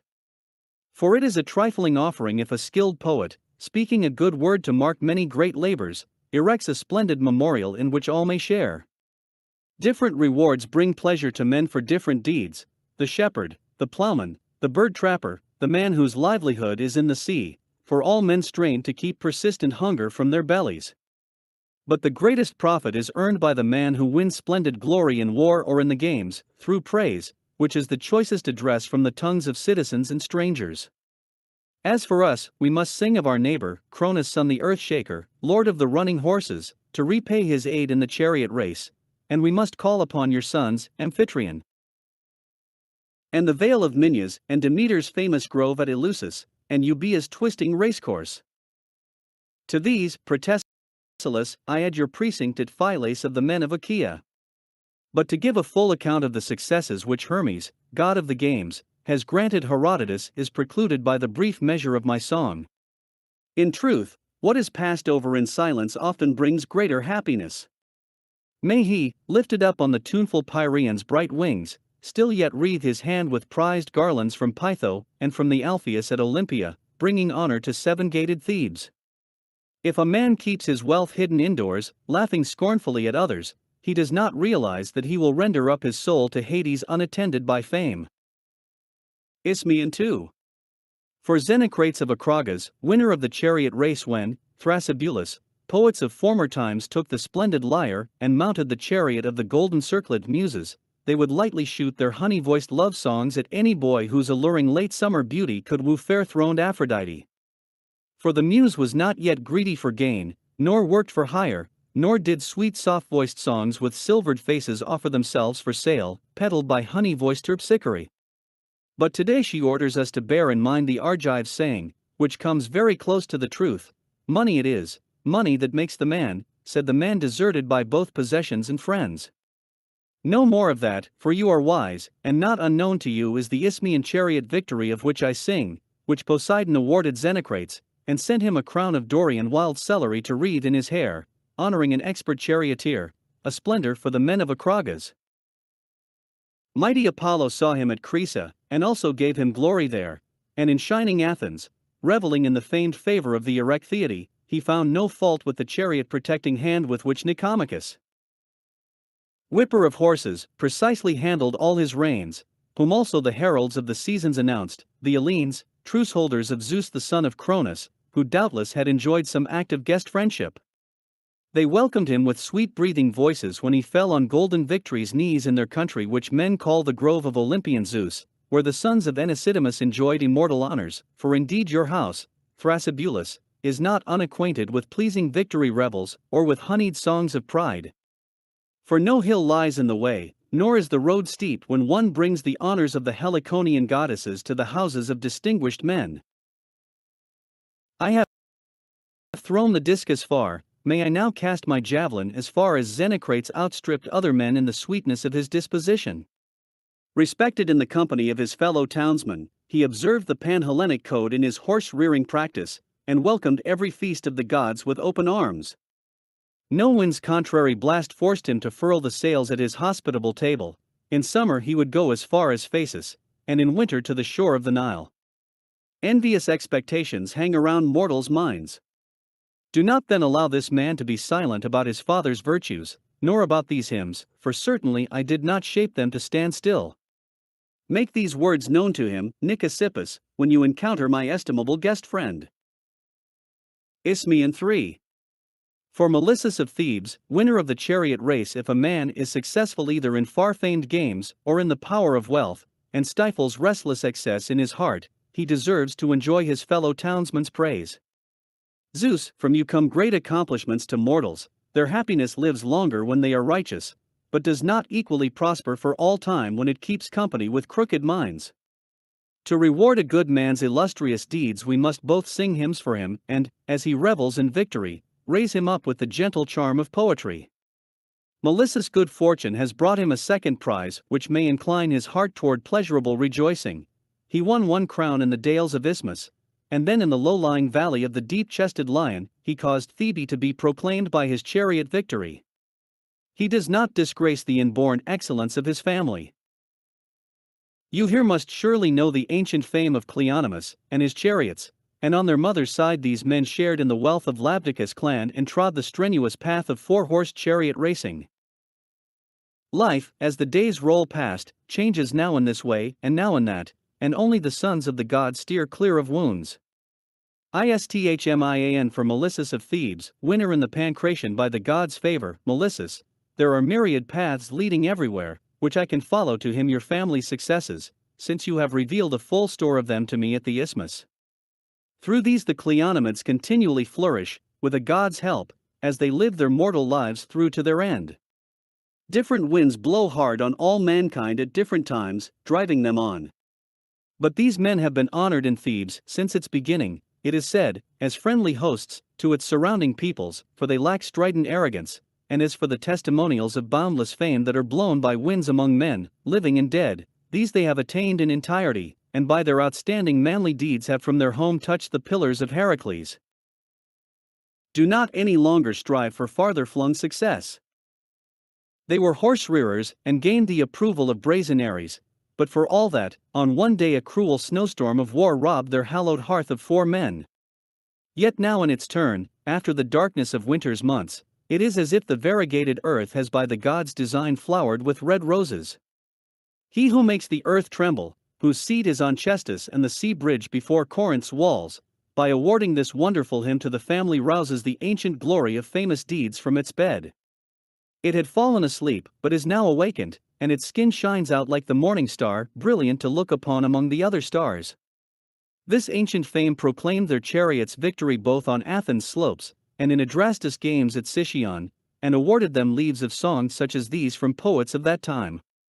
Nor did they withhold their curved chariot from national festivals, but gladly laid out expenditure on horses, in competition with all the Hellenes. Those who take no part endure the silence of anonymity, but even those who do compete are invisible to fortune until they attain the final goal. For she hands out to men a share of both good and bad, and lesser men's cunning can overtake their betters and make them stumble. You must know of the courage of Ajax, which in the dead of night he cut through and bloodied with his sword, and brought reproach to the sons of the Hellenes who went to Troy. But Homer, we know, has honored him among men, in that he has set straight his whole achievement, and made it known with his staff of wonderful verses for later men to use as themes in song. For if a man says something well, it spreads abroad as an immortal utterance, and the ever unquenched brilliance of noble deeds ranges over the fruitful earth and the sea. May we find the Muses in sympathetic mood, and so kindle such a beacon of hymns also for Melissus, scion of Telesiades, a crown worthy of a Pancratiast, for in the fight his courage resembles the daring of loud-roaring mountain lions, and in cunning he is like the fox, which spreads itself backwards to block the eagle's onrush. One must use every stratagem to weaken one's opponent's strength, for he was not granted the physique of an Orion, yet though he is of puny appearance his strength makes him a hard man to overcome. Indeed, a man short in stature, but of unyielding spirit once went from Cadmean Thebes to the house of Antaeus in wheat-bearing Libya, to wrestle with him and stop him roofing Poseidon's temple with strangers' skulls. This was Alcmene's son, who after he had ranged over the surface of the entire earth, and the grey sea's steep cliff bowl, and cleared its passage for sailors, went to Olympus, where now he lives next to the Aegis-bearer. Enjoying supreme happiness, and is honored as the god's friend, married to Hebe, he is lord of a golden palace, and son-in-law to Hera. For him we citizens prepare a feast beyond the Electran gates, and a newly built circle of altars, heaping up burnt offerings in honor of the bronze-armored 8 who died, the sons born to him by Megara, daughter of Creon. For them at sunset a flame leaps up and burns all night, kicking the heavens with its savory smoke. On the second day is the conclusion of the yearly games, the work of strength. Here this man, his hair whitened with myrtle, displayed a double victory, and a third before this as a boy, obedient to the copious advice of his guiding helmsman. I shall join Orsias with him in my revel song, showering them with this hymn's delight. Isthmian 4. For Phylacidas of Aegina, winner in the Pancratian many-titled Thea, mother of the sun, because of you all men reckon gold to be powerful beyond other things. So also it is through the honor you give them, O Queen, that ships which battle on the sea or horses harnessed to chariots arouse admiration in swiftly wheeling contests. And in athletic competitions too a man wins longed-for glory when many crowns have bound his hair for victories gained by hands or swiftness of feet.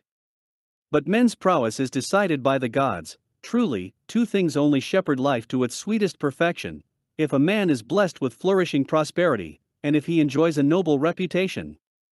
Do not seek to become Zeus. If a share of these blessings comes to you, you possess everything.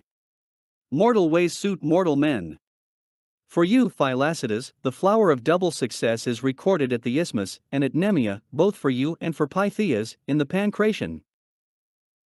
But my heart can taste no hymns if I omit the Aeacids. I have come with the Graces to this well-ordered city for the sake of Lampon's sons. Once a man sets his foot on the clear path of God-given achievements, do not hold back from blending apt boasts into your song, in recognition of former labors. For among heroes 2 noble fighters have merited praise, and they have been celebrated for countless ages on the lyre and on the many-voiced music of pipes. By Zeus' ordinance reverence for them has given skilled poets their theme. In the Aetolians' bright sacrifices Aeneas' mighty sons are honored, and at Thebes Iolaus the charioteer, Perseus at Argos, and the spearfighters Castor and Polydeuces by Eurota's streams.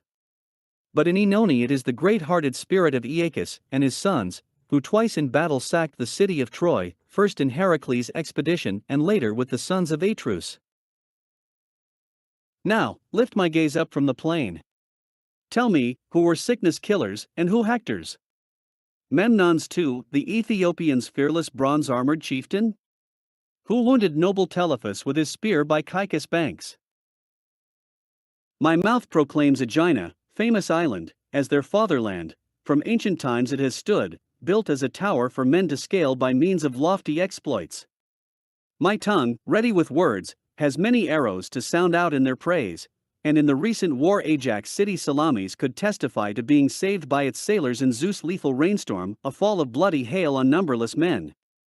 But stop, drench that boast in silence. It is Zeus who deals out good and bad, Zeus the master of all. Honors such as these also delight in victory's joy, accompanied by the honeyed pleasure of song. Let him who struggles to perform in the games learn well about the family of Cleonicus. Their men's long toil is not lost in obscurity, nor has great expenditure worn down their fervent hopes. I praise Pythias too among body tamers for setting Phylacidas' blows on a straight course, skillful with his hands, and a match for him in judgment. Take up a crown for him, bring him a headband of fine wool, and with them send forth this new winged him. Isthmian 5. For Phylacidas of Aegina, winner in the boys' pancration as men do at the height of a symposium, so we mix a second bowl of the Muses' songs for Lampon's family of outstanding athletes. They first won the finest of crowns at Nemea, Zeus, through your favor, and now again with the aid of the Isthmus master and the 50 Nereids Phylacidas, his youngest son, has been victorious. May we have a third libation to offer the Olympian Savior, to be poured with honey-voiced songs over Aegina. For if a man takes delight in toil and expenditure, and so succeeds in God-framed exploits, and if a divine power plants in him the pleasure of fame, he drops his anchor at the furthest limits of happiness, honored by the gods. With feelings such as these Cleonicus' son prays to encounter Hades and to accept grey old age, I appeal to Clotho on her high throne, and her sister Fates, to agree with the noble commands of my friend. As for you, golden chariot descendants of Aeacus, I proclaim that my clearest charge as I come to your island is to rain down praises upon it. Numberless paths, 100 feet wide, have been laid out by your illustrious deeds, one after the other, beyond the source of the Nile and further than the Hyperboreans, and there is no city so barbarous or of such crude speech that it has not heard of the fame of the hero Peleus, blessed son-in-law of the gods, or of Ajax Telamon's son, or of his father who, an eager ally, was taken in ships with the men of Tiryns to bronze-loving war at Troy, a hero's struggle by Alcmene's son. Because of Laomedon's crimes, he stormed Pergamus and with Telamon slew the people of the Meropes and the ox-herd Alcyonius, huge as a mountain, when he met him at Phlegri, nor did he, Heracles, keep his hands from his deep-voiced boastering. But when he came to summon Aeacus' son to the expedition he found them feasting. As Amphitrion's son, the mighty spearman, stood there in his lion's pelt, incomparable Telamon held out to him a wine cup encrusted with gold, and invited him to pour the first nectar libation. Heracles raised his unconquerable hands to the heaven and spoke, Father Zeus, if ever you heard my prayers with a willing heart now, I entreat you to bring to birth from Arabia a daring son for this man to be my destined guest friend. Make his body as indestructible as this hide which now enfolds me, taken from the beast which long ago I killed in Nemea as the very first of my labors, and may his courage be equal to it. He spoke, and the god sent a great eagle, the lord of birds, and the thrill of sweet joy entered him. Then like a prophet he declared, Telamon, you shall have the son you ask for. Following the portent of this bird, call him Ajax the powerful, awesome among men in the struggles of Aeneas. So he spoke, and quickly sat down. To rehearse all their exploits would be too long a task, since I have come, Muse, to marshal the revels for Phylacidas, and for Pythias and Euthymenes, and so, in the Argive manner, my tale will be very brief. At the Isthmus they won 3 victories in the Pancration, and others at leafy Nemea, these brilliant boys and their uncle. What hymns have they brought to light, to be their allotted portion? They refreshed the Silikiad line with the Grace's finest dew, and inhabiting this god-loved city they have exalted the house of Themistus.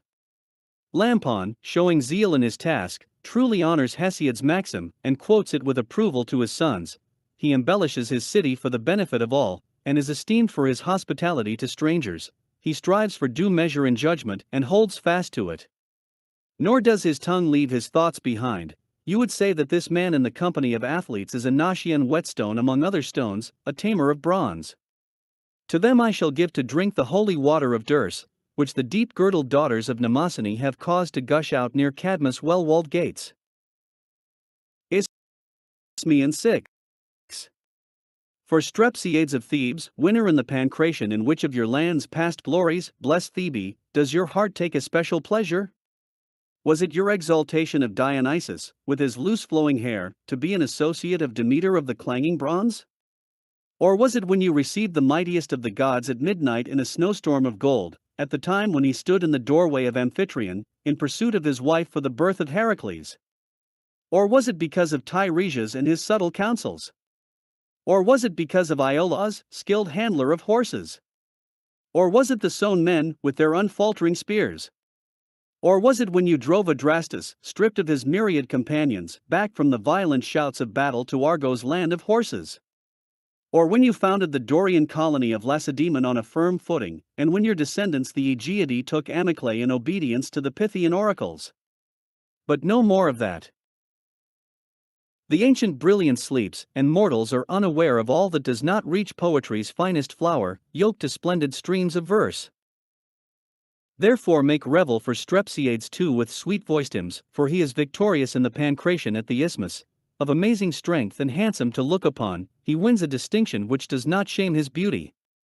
He is bathed in the brightness of the violet-haired Muses, and he has given a share in his crown to his namesake uncle, whom Ares of the bronze shield conveyed to his doom. But for brave men honor is stored up as their reward.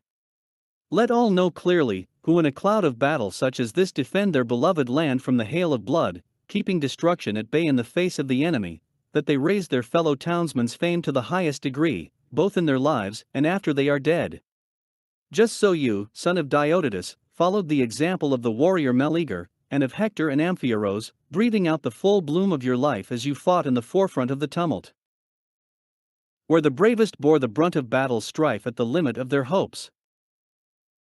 The grief I suffered was too great for words, but now the earth holder has granted me calm after the storm, and I shall sing, binding garlands in my hair. May the immortals' envy not bring about disorder, because I pursue the pleasure of the day, and walk quietly towards old age, and my fated span of life. For we all alike die, but our destinies are not the same. If a man gazes on faraway things, he is nevertheless too weak to reach the bronze-floored house of the gods. Indeed, when Bellerophon desired to enter heaven's stables to join the company of Zeus, winged Pegasus threw his master off. A most bitter end awaits the sweetness of unlawful joys. Even so, Loxias exulting in your luxuriant golden hair, may you yet bestow on us a fine flowering crown in your games at Pytho. Isthmian 7. For Cleandrus of Aegina, winner in the Pancration on behalf of Cleandrus and his youthful prime, O young men, let someone go to the bright portal of his father Telesarchus, and wake the revel that is glorious recompense for his toil, both for his victory at the Isthmus, and because at Nemea he gained ascendancy in the contest. So I too, though my heart grieves, am invited to invoke the golden muse. We have been delivered from great distress, but we must not let ourselves be denied crowns, nor should you nurse your anxieties. No, now that we are relieved of our intractable troubles, let us also after labors sing a sweet civic song, since Tantalus stone, an intolerable labor for Hellas, has been shifted by some god from above our heads. But fear arising from past events holds back my strong ambition. It is best to keep one's eyes always on each thing before one's feet, for over men hangs a deceptive existence, as it unwinds life's path.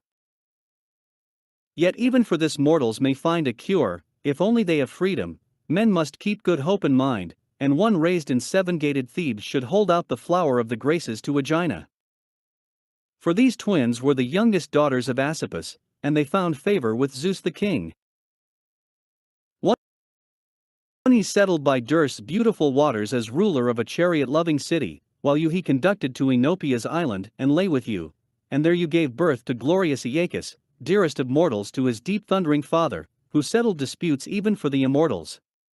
His godlike sons and their sons, lovers of battle, were counted the bravest in the exercise of the groaning tumult of brazen war. Yet they were temperate and prudent in heart. This also the assembled gods remembered, when Zeus and glorious Poseidon wrangled over marriage to Thetis, each wishing her to be his beautiful wife, for desire had taken hold of them. But the gods' immortal wits did not deliver her to their bed, since they were obedient to the decree of fate, for wise Themis said in their assembly that it was ordained that the sea goddess would bear a princely son, mightier than his father, whose hand would hurl a weapon greater than thunderbolt or invincible trident, if she was to couple with Zeus or with his brothers. Come, you must put an end to this. Let her enjoy a mortal's bed, and see her son die in battle, equal to Ares in his hand's strength, and to the lightning in the swiftness of his feet. This is my advice: give her in marriage as a god-sent prize to Peleus son of Aeacus, who they say is the most god-fearing man to be raised on Iolcus plain. Let this message go at once straight to Chiron's everlasting cave, that Nereus' daughter must not once again place in our hands the voting leaves of dissension, but on some evening of the full moon let her, in submission to that hero, untie her virginity's lovely bridle. So spoke the goddess in council to the children of Cronus, and they nodded approval with their immortal brows. Nor did the fruit of her words wither away. They say that the king agreed with the rest to this marriage for Thetis, and poets' mouths have revealed to the ignorant Achilles' youthful exploits. How he bloodied Mysia's vine-clad plain, drenching it in Telephus' dark gore, how he built a bridge for the Atreids' return and rescued Helen. How with his spear he sliced through the sinews of Troy, which before this had prevented him from ordering the work of manslaying battle on the plain, violent Memnon, proud Hector, and other chieftains. These Achilles showed the way to the house of Persephone, he the bulwark of the Aeacids, glorifying Aegina and his roots. Not even in death did songs desert him. The maidens of Helicon stood by his pyre and tomb and poured over him a many-voiced dirge, and the gods too resolved that noble men should become a theme for the hymns of these goddesses, even after their death. And that rule still holds good today, as the chariot of the Muses makes haste to sing a loud song for Nichicles, to remember his boxing. Honor him all of you, the man who in the valley of the Isthmus was awarded the crown of Dorian wild celery, for in time gone by he too overcame men who lived round about, beating them down with fists which none could escape. Nor is he shamed by the line of his father's excellent brother, therefore let one of his companions plait a welcome crown of myrtle for Cleandrus in recognition of his pancration. Since in time past Alcathous games and Epidaurus young men welcomed him with good fortune. The good man has reason to praise him, for he has not suppressed his youth in obscurity, being unacquainted with fine deeds.